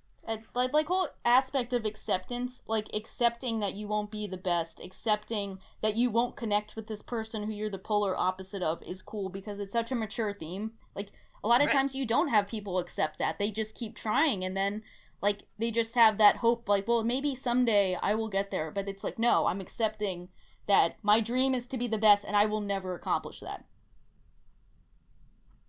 And the way all five of them end with different like ways of relating to the game, where they have like that short epilogue scene Yeah. that's 10 years in the future or something like that. You find out that Smile doesn't play competitively even anymore, even though he's the best, because he's just like not into that, and he teaches now, which is a big transformation because one of the very first scenes of the show is the old woman like saying you should come down to this place and teach kids. It's like, no, I hate Yeah, kids. that's Yeah. really nice. That's a nice moment. You have Peko, who's like learned to not be a piece of shit and not be a sore loser and actually put in effort, and he's still playing professionally. And you have China, who's also playing professionally because he's gotten over his hang-ups about like needing to be the only one who's good at ping pong. Mhm. Yeah, And Dragon, who was the best but quits because he's not into it, and he just drops that Sakuma like has a family and kids now, and he doesn't play anymore, but like he's happy. He doesn't need it. He has other things in his life. in a weird way, like when you mention all that, it's like everyone in the story had to give up something in order to achieve their happiness, and it was something that they like stubbornly held on to. But once they learned to accept their limits and understand what they could and couldn't do, they were able to move on and find happiness, which I guess is like kind of the major theme of ping pong, I guess. It's they're very big on the fact that you should play because you love the game, not because other people think you should or because you want to be the best at it. Like, just if you like playing it, then play. And Yeah. if you're good, then you're good. If you're not, then you're not, and it's cool. Just enjoy yourself. Mhm. Yeah. This show's so good. I love this show. Is this the part where we expose Cav, or do we So I was pretend? I gonna think it is, slay yeah. Cav. So at one point, Cav had like ping pong out of 5, and I was like very. I always saw him differently after seeing that score, and then he rewatched it and gave it a 9. I think. Sad. Cav, how do you Yeah. explain yourself? Atone Sorry, for your I'm sins. not in the at the club of the kids who have it at 10. So for the context, Bex, Sinros, and Shao all had it at 10. It's a 10. It's a dunk You can't give it masterpiece. anything It's a lower 10. than a 10. Yeah. Like, to be honest. I have it at 9. That's but, fair. That's lower You than know, that's 10. acceptable. That's fine. That is I fine. actually was discussing ping pong recently with a friend of mine, and kind of reflecting on it. It's probably, I would say it's even a better show than Tatami Galaxy overall. It just I don't probably like it as much, but it's still like a 9 for me. It's I don't know. a Do you? very high I nine. guess you just don't resonate as much with it as you do like Tatami Galaxy. I respect Yeah, that. maybe. It still resonates with me. Well, if you can think about it. So one of the main themes of the show is talent, and like different people, like all these main characters we follow, have different amounts of talent, and the show approaches it from very interesting directions, from uh, something which you do not usually see in anime. So, like when uh, Butterfly Joe, Koizumi Sensei, the girl says that talented people who know exactly who they're doing do not crave anything. So it just feels right to me, because like I was kind of the same for my entire life, especially in high school.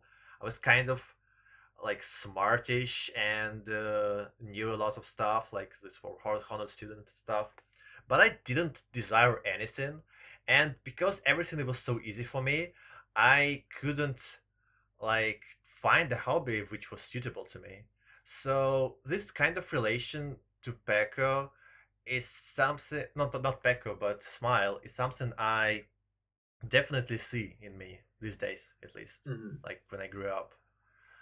I- So for the reason why I had the show for at 5 is, well, I was kind of still um, thinking about Time Galaxy back then, and I thought that Ping Pong's animation would be kind of the same in terms of how everything would tie together by the end, and there would be some kinds of, supernatural twist to it, like in Tatami Galaxy. Ooh, I see.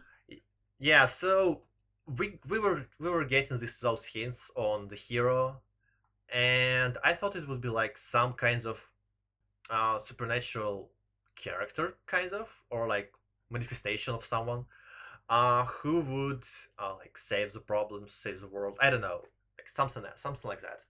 And I was kind of not upset, but caught aback, I guess, that there was nothing like that, and it just kind of ended in a mundane way. And yeah, I was disappointed by it. So it's just kind of problem of my expectations, I feel because that. I expected something else from it and I didn't get it. So that's why I had it for at 5, and many people, Bex as well, asked me why do I have it at 5, and that's why it kind of had this issue with this score. And I did finally rewatch it like a year ago, probably a bit more, and yeah, I enjoyed it a lot more second time around. I definitely appreciated everything that the show was going for, characters, like this themes of talent and fighting one's way of life. And yeah, it also has one of my favorite openings of all time, I must say. Oh, I'm gosh. actually not a fan of that opening. Goodbye, fake fan. Ooh, whoa. No. However, I love the it does eating. have my favorite ending. How do I remove someone? Oh, from that the game balances now? out. How do we... Goodbye. I respect that. I like the ending more than the opening, too. I think the ending is super the charming. ending's really, really good, yeah. It's very lit. I like the opening. Got that song on my iPod. Ooh. So, I think it's lit. Mm. Moral of the story is you can shame anyone into liking ping pong if you try enough. Yeah. Except Smurf. It's too much ping shout pong. out to Too much ping Smurf. pong. See, that's the problem. Is like Smurf doesn't like it because there's too much ping pong, and Bex was afraid that Cav didn't like it for too much ping pong. No, Smurf just likes it because there isn't. He says there isn't enough ping pong, but like, bruh, have you seen the show? There's so much ping pong. Like sometimes ping pong is too much of life, though. I don't sometimes know. you need. Well, let's just you talk about the ping pong breathe. itself in the show. It's pretty damn good. Like, holy shit! Like the paneling thing that they do with the I like that. Dude, that's really sick. They have that one shot, like I think at the beginning when they show like it from the ball's perspective as it goes from like China's side to Pico, and it like goes right past him because he misses it. That's like a very cool perspective technique that I appreciate. It's very that match in the first episode. I saw just that and immediately like stopped everything else I was doing to watch the entire show. Yeah, I watched it all in one night. I think it's tough every match, like every like official match, I guess, was like I'm on the edge of my seat, like wondering what the heck is gonna happen next. Like even after rewatching it, I'm like still on the edge of my seat, like holy shit. Even though I know who's gonna win, it's like it's amazing to watch in general. Yeah. It has like fantastic music. Oh gosh, there's like a dance. I think there's the hero theme. Hero theme is pretty cool. Hero theme is Pico's good. theme. Okay, my favorite is called Ping Pong Phase 1 and 2 because that's the one with the ping pong balls as the like percussion. That's when I was like, you know what? This is really special. My You're never favorite is gonna like Pecco's theme. I love Pecco's theme. I think that's played like It's towards so the end where like Pecco just goes all out. I think even with the bad knee, and it's like holy shit, this is the best like, show ever. That's like some wholesome hype. Because Yeah, you're that like was The animation in that last episode, like when Smile like goes to return one of Pecco's shots and like hits it and then loses his footing and like crashes through the And then he And like gets smiles. back up. Oh my god, he runs back. Yes. Yeah. Oh my gosh, Oh it's my such. God. Oh, it's so You gotta love- fun. I love like the reason everyone has their nicknames too. Like you think that Smile has his nickname because like it's ironic because he never smiles and acts like a robot, but then Pecco's like, no, his nickname is Smile because he always smiles when he plays ping pong, and you're like, no, that's so cute. I love you guys. You're my children. I love you. Oh, it's so wholesome. I love this. It's a very wholesome show. If I want to criticize the show for one thing, it's for the lack of great fan art, which is sad. Yeah, I'm like very offended by that. I think the fan artists need to stop what they're doing, watch ping pong, and draw fan art. Stop for playing me. Fade Go and like watch ping pong. It's yeah. There is the Boku no Pico art though, so that makes I didn't up see for that one. Everything else. Is that how? Finally, I Do you want to? Do you really want? I'll take what I can get with fan art. If I need to leech off the Boku no Hero fans, I will do it. No. No. shame. It's Boku no Pico, but with Pecco. Oh fuck! Oh, I hate no. this. No. Yeah. No. I don't like this. Stop, please. I regret this. This podcast is cursed. Now. We're done. Is that the transition? That's the transition if I've ever heard one. Oh, God. Get Yeah, off. we're done talking about this show now. We're done now. We've. I just want to say it's the best show ever. Everyone should watch it. It's. If you haven't watched it and you're still listening, you should watch it. I mean, if you haven't watched it because of the art style, I don't know what to say. Like, read the manga. You don't deserve it. Yes, Yeah. if you don't watch it because of the art style, I don't talk to you because of the way you talk. I messed that up, but fuck you. That's all. That's it. Messed it up. Whatever. Fair. Okay. Okay, so what's after Lou. Lou over the wall. Yeah, Lou. So basically, Masaaki Yuasa's Ponyo. Like, no joke. If you ever wanted If someone you ever else wanted to do not watch Ponyo. Ponyo, but watch something else that's like Ponyo, go watch Lou Over the Wall. I've Yes. actually not watched Ponyo, but I know it's like Ponyo. It's very, So- very similar to Ponyo. Yeah, I have not I seen really Ponyo liked. either. Okay, so I don't know if anyone noticed, but I really like Yuasa's soundtracks, which I've mentioned Really? maybe once ever. But so Lou is actually like it's another original Yuasa work, but this time, well, as original as ripping off Ponyo is, but it's really like the one of the few shows that he has that's completely music focused because it focuses on like this kid who is bored with life and he gets asked to join a band because he's talented at like mixing beats and shit. and then they run into this like mermaid girl who like dances and sings really well when she hears music. So it's kind of like this really happy exploration of the positive role that music has in bringing people together. Kind of. That's kind of it, right? Yeah. Somewhat, yeah. Kind of? Yeah. I don't know if I'm missing anything, but This it's movie, really I just want to say this movie is very wholesome. It's very the most It's very- wholesome. like they literally showed this to kids in Japan and America, like in kid theaters and stuff. Because Yeah. I follow It's Masaaki movie. Yuasa. It's very Disney. Yeah, it's It's very. It's very There's Pixar. scenes where like everyone's dancing very weirdly, and it's like, wow, this is Aw, fun. it's like they're so cute. It They're is funny, dancing. yeah. It's a very it's if like it's euphoric. It's not a deep story by any means. Like you've Oh, seen no, the story before. It's like, mermaid girl meets guy, and then like sometimes the big bad adults try to break them up because they discriminate against mermaids, but like love triumphs all and music wins out. Like at some point they have the main character just putting on a performance at the like climax of it. Like he's at the like Mermaid Island and he's just doing a performance because like that's how you're going to save the day. And I'm cool with it because I'm like, this is so much fun. This is so wholesome. The dogs become mermaids at some point. It's cute. I just want to say I really like this movie visually. Like in particular the flashback scene. I thought that was really cool looking. The color palette in this movie is so Oh, nice. dude. Yeah. I love the scene where the big shark guy in the suit makes his appearance. Oh, that whole Oh, scene yeah. was amazing. Yeah. I wonder if he's like in the same vein as like the huge detective from Kemonozume. Oh my where god, he's, like, he's I just can see bigger that than connection. everyone. That's great. He's been reborn as a mermaid, and now he's in Lou Over the Wall as her dad, this You know, shark it's dude. You know, Shark, that's yeah. exactly what the giant detective would want. He's to be literally reborn the as a shark mermaid. guy. He's this shark guy. Yeah. So nice shout out to that. It's just it's so much fun. I love this movie. It's just so fun. It makes me happy on the inside. It's very wholesome. I liked it.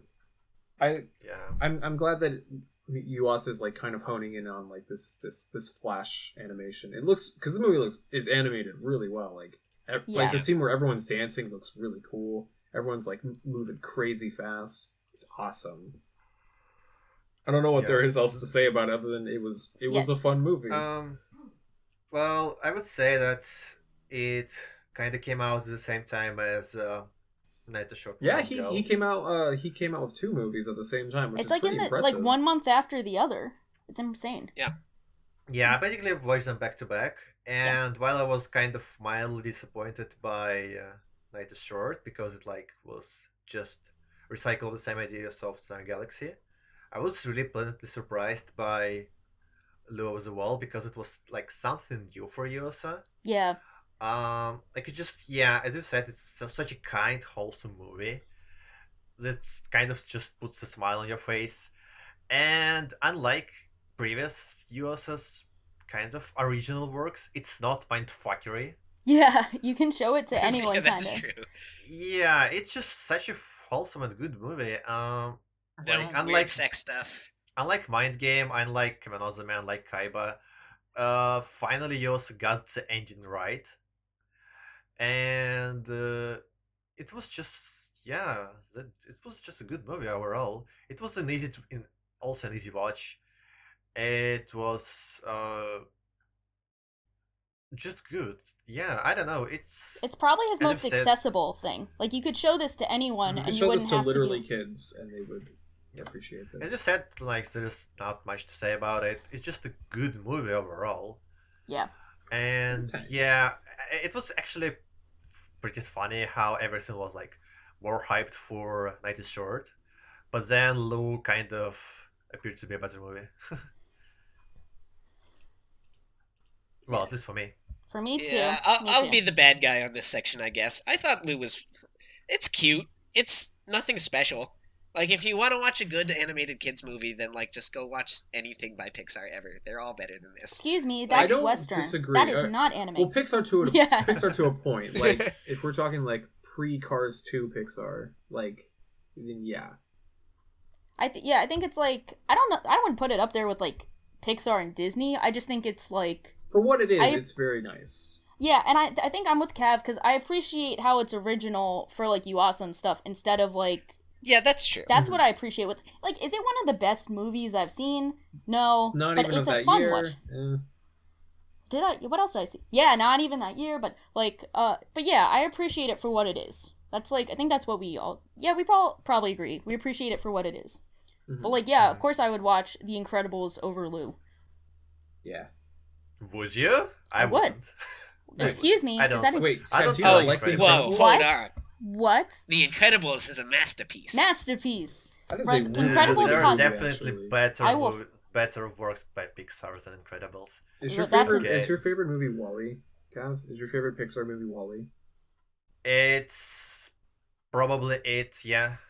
Okay. Well, I don't know. Toy Story's up here as well. Toy Story is, of course, like, Toy okay, Story that 2 one's, is the best. respect that. What about 3? Okay, that's Toy Story 3 that's is a not pod as good for- as everyone says. It's literally the plot of Toy Story 2. It I is thought I'd literally get the plot of triggered. Toy Story 2. I'm not even I thought joking. I would get triggered. I thought I would get triggered over our Yuasa hot takes, and now I'm getting triggered over Pixar. I don't need this shit right now. Pixar podcast win. Pixar, We'll do it. Pixar Yeah. podcast would be dope, actually. I'd love to talk I'm about down. Pixar movies. Finding Nemo's Alright. overrated. Come at me. Well, no, Finding Nemo. Yeah, no, I'm with you. Oh well, Okay, I was trying to be hot. Ratatouille is like underrated. TBH. I haven't even Ratatouille seen. is underrated. I haven't seen it because I don't care. Bug's Life, real old Pixar. Bugs. Throwback. Yeah, Yeah, that's the it's- best one. Throwback. Great. Okay, this is getting. We're getting too triggered when we have the next most polarizing. Okay, no more wholesome stuff. No more wholesome. It's We gotta time get for out of animal that. noises while someone is masturbating. It's time for Devilman Crybaby. Yay! Oh. Dun, Yeah. dun, dun, dun, Alright, dun, who wants dun, to dun, So start dun, who off dun, wants dun, to with dun. start on this one? Yeah. Devilman Crybaby is a manga made in the 1970s by PewDiePie before getting an international release. No, okay. Devilman Crybaby is actually from a manga in the 80s. And then- 70s, actually. It is 70s. Seven- 70s? Onigai. Okay. Onigai. Okay, so it was made in the 70s, and it was, like, very influential, and it's influenced, like, Berserk and Ava. and even Ava, even though they're both better than it, but it's like it's like it's one of those things that like a lot of people knew about but no one actually had seen, and then like but everyone was really excited for the release of this, and I think like I'm very excited to see that it was like came out on Netflix, which it like wasn't made by Netflix, but they have the exclusive streaming rights for it because they were able to do a lot of let's just say envelope pushing content with it. Very and- envelope pushing stuff. And it was very like publicly released. Like PewDiePie did a video on it. Giga made like, a video. Digi made a video. Everyone But they made always a video make about it. They always do. This is PewDiePie though. Like he watched it and was like invested in it, and he's a huge weeb. But it was cool to see that it had gone outside the weeb sphere. Like it had made an impact on like more mainstream culture. Isn't PewDiePie's target audience like 12 years old? I think Should they they grew- really be watching Devilman? I think they grew up a bit. We're waiting for the Logan, Jake Paul people to cover it, Oh, and then we know it's for the God, kiddos. No. Oh, please. No. no. But so Devilman came out. It's 10 episodes. It's gotten like very polarizing results even amongst us. So someone can go first, because the only thing I have to say that we should all agree on is it's a great soundtrack because it's Yeah. made. Yep. Yeah, It's made by the same guy. Yeah. It's by the Ping Pong Guy. So it's a Who great also did Koi no soundtrack. Katachi and is doing the And I love upcoming Boogie Pop Phantom anime. which is Ooh, pretty now I'm cool. watching it. Great Yeah. soundtrack. So it's a great soundtrack. I'm glad we agree on it. Now let's throw shit. All right. I'll start off, I guess. I have this as an 8, although I'm not really sure if it deserves it. I think the good parts of it are really fucking awesome, and there aren't really bad parts either. But the good parts don't really flow from each other. Is the best way I can explain my feelings. Like, it starts off strong, it has strong episodes in the middle, the ending is really good, but there's something missing that should tie them together. It just kind of goes from one moment to the next, and Akira doesn't really develop. Things just kind of happen without explaining why they're happening. It's a weird experience. I guess if I had to like concretely point to one like technical aspect of it that I think is a flaw, it's the pacing. Yeah, I In can that see it just doesn't exist. It just Mhm. moves like very quick. Things just happen very quickly. Like holy. At first, it was pretty cool when like Rio brought out his machine gun and just started shooting people on the dock. That was kind of cool. But then just stuff just kept happening and happening with like really no time to like process it, and I'm like, what the fuck is this? But And there's a lot of shit they never explain that's like really important, and the lack of explanation and inability to understand it just totally undermines stuff. Like, who is Amon? Like, why do people care about him? Mm-hmm. Yeah. Yep. Yep. Apparently, the manga was cut a lot and then redeveloped basically from the ground when it comes to adaptation. So many of the things were just left out as references to manga readers because, as we know, Devilman manga is cult classic. Mm-hmm. Not Yeah. among us, but like among the people who are into it. Yeah. I believe it's also one of those series that's been rebooted a million times. Yeah, they have a lot of, Like, there are movie- 100 different versions of Devilman. Yeah. Yes. Yeah. It's, Yeah, many source readers were kind of hyped for it because they were like, okay, Devilman is kind of a controversial thing. It's highly influential, but it has like this weird ending. And if anyone could get it right, it would be Yuasa. And I don't think he got the engine right totally at all. Well, for me, the whole anime was kind of a clusterfuck, Yep. and I was hugely disappointed by it. Because everything was just kind of not good. Like, I don't know. Same. I could slate from many points because I had a lot talks about it, and I have these huge essays written by me about it, which I don't really want to read right now. But the hang of it is that uh, the concept, once again, humanity versus supernatural beings. We've seen it many times in Kemonozume as well. Like Parasite, Shiki, and stuff like that. It's the same. It's the same thing. I don't really like how Devilman tries to justify supernatural side by making humanity look like a bunch of freaks. So basically, it's not because Devilman are good. It's because humanity are so fucking atrocious.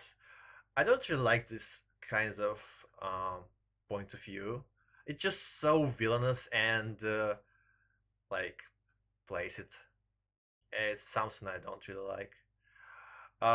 Characters are kinds of Stupid. weird too. I don't know.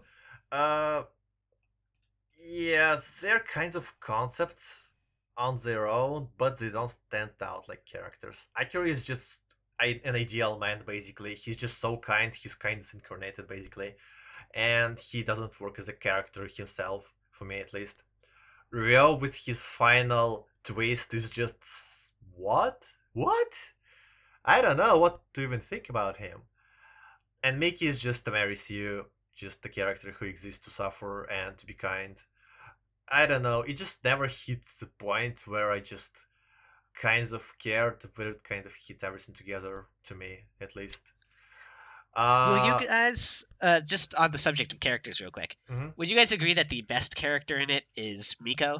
Like the yeah, other... I agree. I Yeah. actually agree. Sure. Yeah, I agree Okay. with that. I think She- Ryo as a concept is an interesting character, but I think they kind of dropped the ball with him a bit, mainly because I remember seeing the manga panel at the end after like everything's destroyed and he's recounting that like the war he started against humanity is similar to the war that God said against him, and it was just as like he was realizing his mistakes.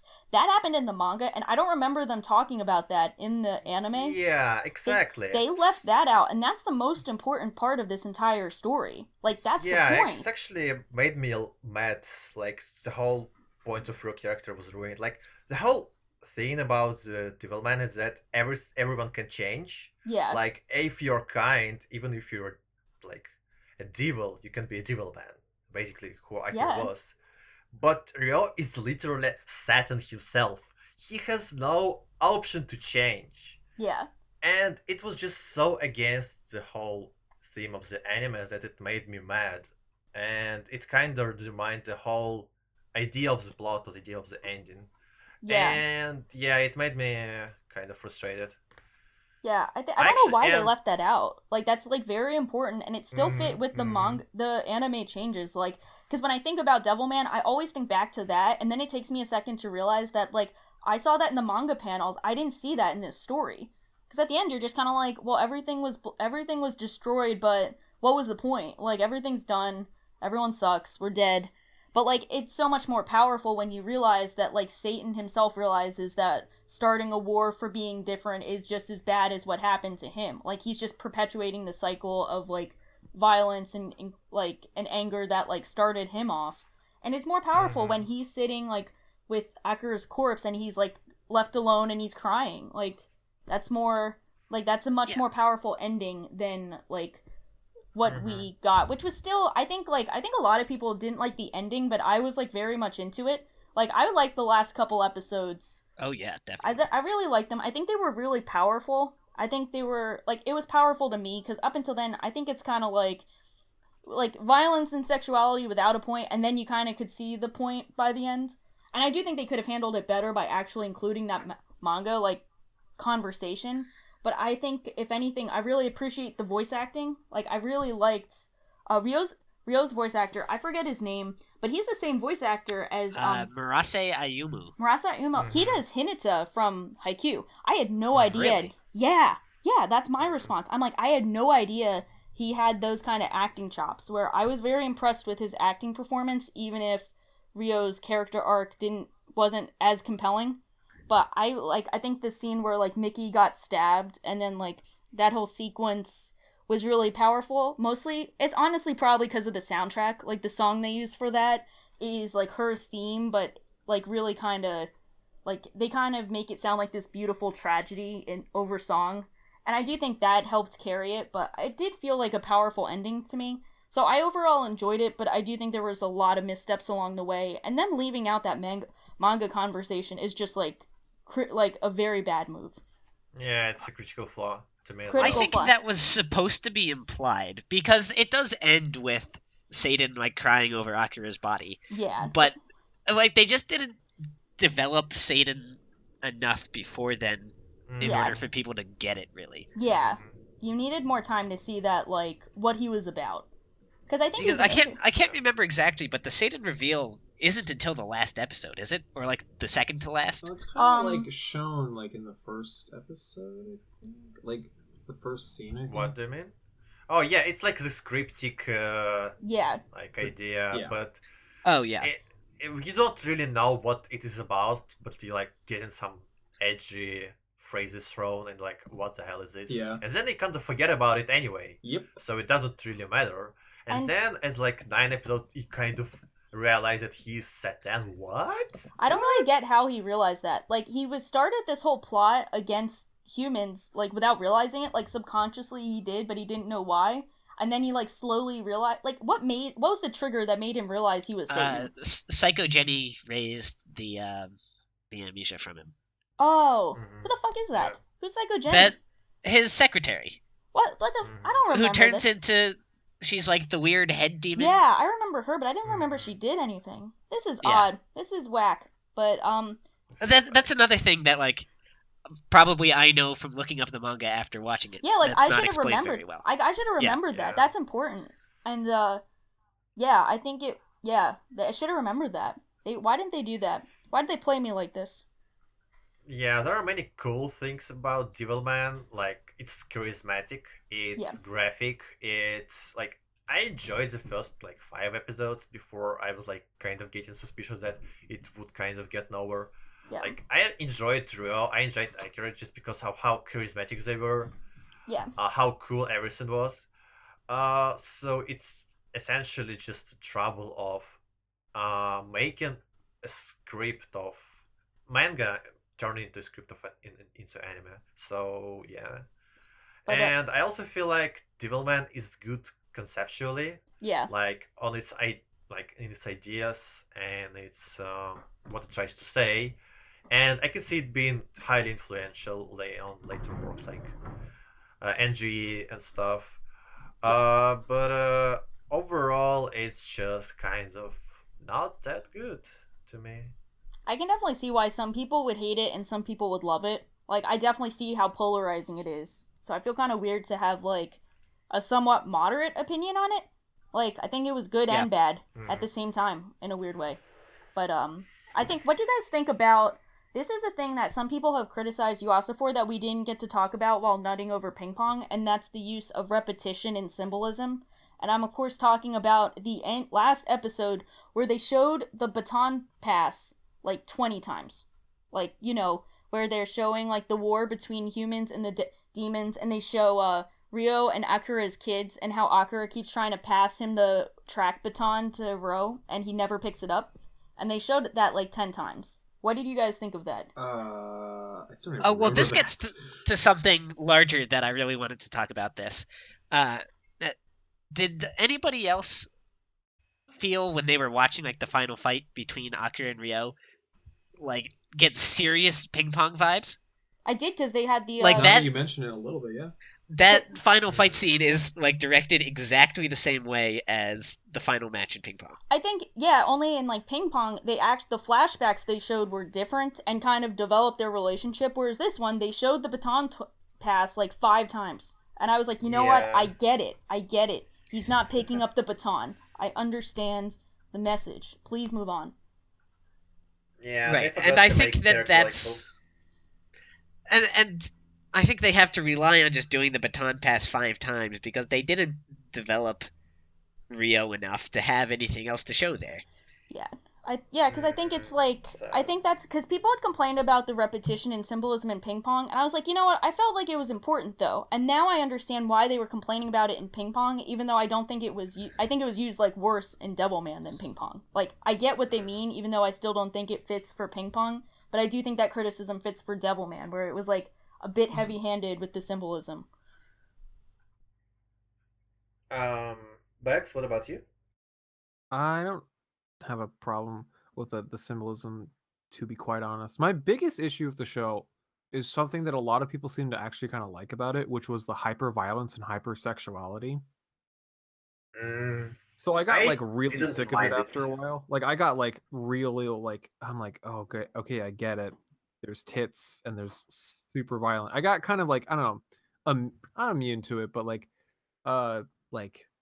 numb to it after a while, and just kind of like rolled my eyes after like constant like sexuality and violence. I don't know if it's like this in the manga, but like it was just It is. It it- very Yeah. much is. Yeah. maybe I just don't like Devilman as an idea or just as a thing, but like I just could not stand that after a while.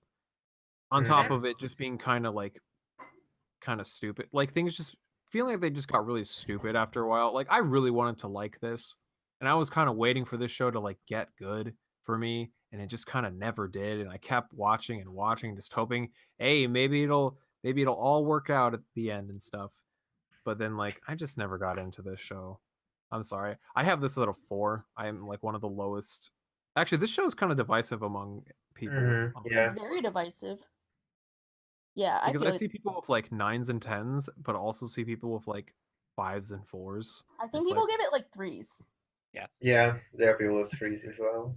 Yeah, I think it's also like, I mean, I don't think this really applies to us as much, but especially if you're like, you read the manga and you were kind of expecting the manga and instead you get this, it's like, could definitely seem like a betrayal of some sorts.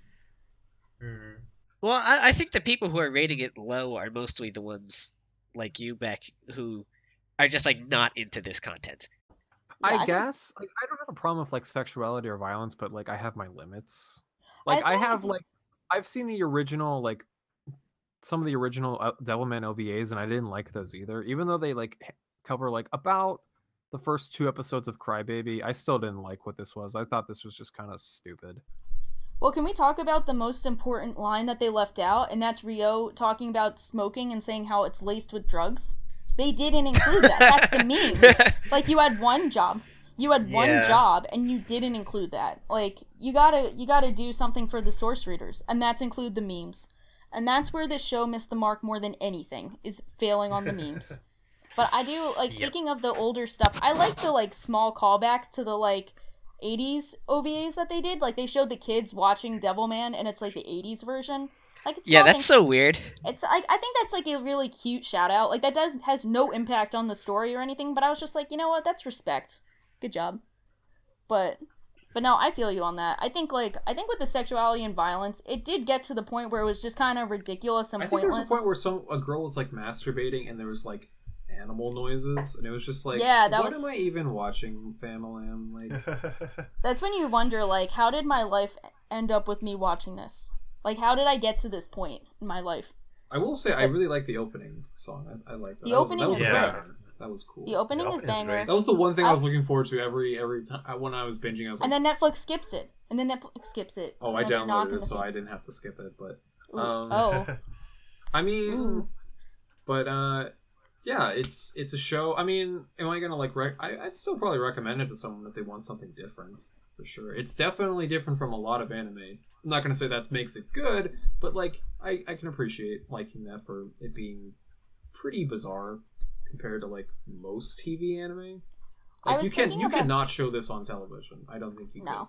could. No. I also Mhm. appreciated it in the sense of, like, I kind of treated this like an airing anime because it did come out like right before the winter 2018 season, and I did like take a few steps back, and I was like, like, this new season's gonna start. There's like 200 cute girls doing cute things shows. There's a trigger show. Like, I looked at the current anime landscape and I said, like you said, nothing else out there is gonna touch this. Like, nothing is gonna be like this show. We're never gonna see something this violent or sexual, and it's very much stands out from everything else that came out at a similar time this year. And I respect that in its sense of, like, having an identity. I mean, that might be a bad thing for some people, like you guys, if you don't like it. But I do respect that it's different and stood out for this year. Yeah, I can appreciate that for sure. Yeah. Well, one last thing on the sex and violence. I alluded to this earlier, but I think that is one aspect of it that Kemonozume just did better. Yeah, I think so. Like- Yeah. I think Yeah, same. definitely. I think Like, the stuff in it was a Kemonozume lot more where- tame, like compared. Yeah. Yeah, it's a lot more tame. Because it was But, like, actual the- relationship. Mhm. There's the stuff where he's like trying, like Toshihiko like just wants to have sex with his girlfriend, but every time she gets aroused, she starts transforming into a monster. Yeah. And it like put that intersection of like sexual pleasure and turning into like this horrible human eating thing in like an actually like kind of interesting context. Like, this is it's a weird issue for a relationship to have, but I can definitely see how it's a big and important one. Whereas in Devilman, even though I didn't really object to it like some people did, it definitely did feel gratuitous at times.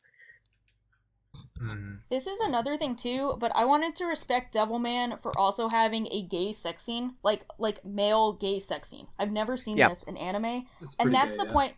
And I kind of appreciate that, like, because they had so many female sex scenes, like lesbian sex scenes and then hetero sex scenes, and they could have just kept going with that as kind of like a way of saying, like, we're just gonna be gratuitous in sex and have sex for the sake of it. But then they turned like that gay relationship into like a plot point that they actually deserted and kind of butchered. But like they had it as a plot point that had relevancy. So I respected that for like 2 episodes before they butchered it.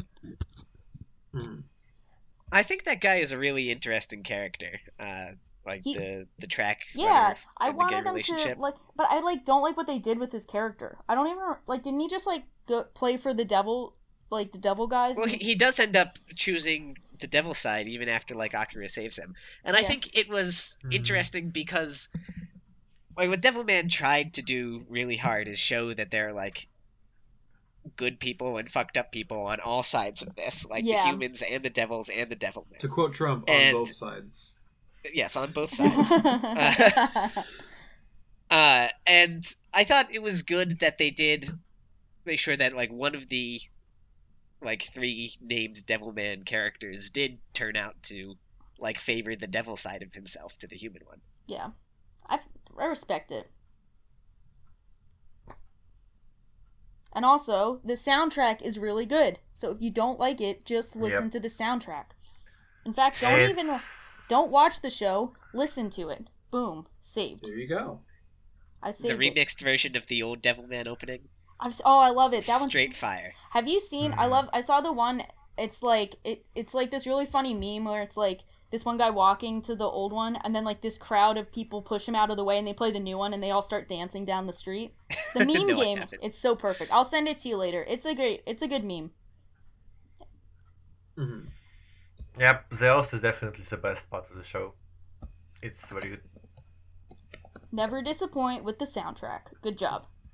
All Good right, game. so we're almost at 2.5 hours in. We should probably wrap this up. Probably. Yeah. Probably. I just want to say I'm looking forward to whatever Yuasa is making in the future. I will watch anything he same. makes because actually, do you guys want to talk about maybe a few shorts or something like maybe Kick Art? Has anyone here seen Kick Art? No, I'm a Nah. fake fan. Okay. Yeah, fake fan. Okay. Fake Not fan. yet. Kick Art is a thing. You can actually watch it on Amazon. I found this out like last year, but it's like a 12-minute short about a wrestler who has a porn addiction, kind of, or it's just a huge. Ooh, we going perv. back to that mind game. Yeah, We doing the it's throwback. Yeah. it's Throwback. It's I don't know how to. It's a thing that exists. It was a Kickstarter backed anime of all things. I was like, wow, someone paid money for this. Amazing. And then there's also Cat Soup, which is a thing. I don't even know how to explain Cat Soup.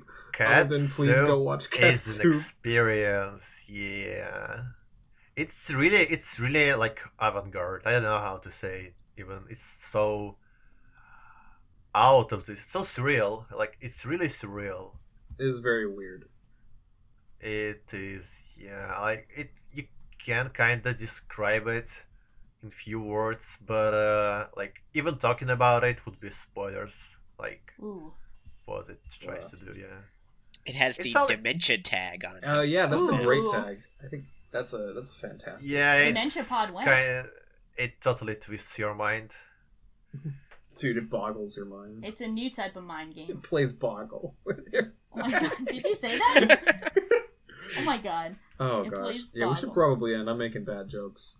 Yep. Any final thoughts? Final thoughts? Just shout outs to Yuasa in general for being like one of very few like true auteur like Ath- anime athletes. directors. And somehow out there continues right to now. make stuff. Like it's like his stuff just continues to get greenlit. That's pretty impressive. Yeah, like not only did he manage to somehow like get greenlit and funding for his stuff in the past, he now has his own studio. Yeah, he Yeah. has also, yeah. But it's how does that happen? He hasn't really been anything more than just like The cult hipster recognized favorite. until pretty recently, and yet he has his own studio, and that's crazy, and it's awesome. Yeah, It's say what cool you to will have, about Devilman, but I'm glad that this might get more people into Yuasa's work. Yeah. Which is, I'm glad which it is great. exists. I think it's important for giving him kind of like that mainstream recognition. And I think Mhm. it's cool that we have like a director who we know who's known for doing such artsy stuff. I respect it. And I think I was actually, this is like a fun fact, but I was talking to a representative from J Kids, and they got to meet Yuasa, and they were the ones who organized. What? You mean G Kids? G Kids, yeah, G Kids, Yeah. G Kids, yeah, G Kids. Sorry, they That's they were the ones who organized the AMA we had, and then they organized the meetup that I held. And they said that Yuasa was great, but there's also he has this assistant producer who like helps him with everything. Is it so that shout one out- Korean girl? Yeah, so Yeah. she does like a lot of work behind the scenes to help him. So she's probably not listening, but shout out to her. Like They're probably Yuasa does a big. lot of great I ship stuff, them. but thanks to everyone who helps Yuasa create so much cool stuff. Thank you everyone who does like behind the scenes stuff. You guys did good. Mhm. And now we did a 2-hour podcast on that. Oh Yep. man. Oh man. Okay. Oh. Should we end Guess this? we're done. Oh, I guess Yeah, I I guess guess I we're gotta plug. We have a Twitter, Tokyo Podfathers. I don't know if you like the video. What a good name. Like the video. I don't know. Thanks. Yeah, I feel like people probably know what to do at this point. But Probably. I should make t-shirts. dude, we should make nut on the VCR VCR t-shirts. t-shirts. You think Yes. I won't, but I will. Should we plug the Discord? Oh yeah, Join yeah. our We have a Discord. Discord now, and it's pretty chill. We're actually Very recording in the Discord right now. Everyone can see us. We didn't In the make this computer. channel private. We should have probably made this channel private. But I've liked the conversation in the other channel about what would they do if we just like jumped into the recording studio. He's like, ban them. You guys are done. Get out. Fake fans. But yeah, this is a good episode. It was really, really long. Oh my gosh, I'm gonna have a week to do this. Okay.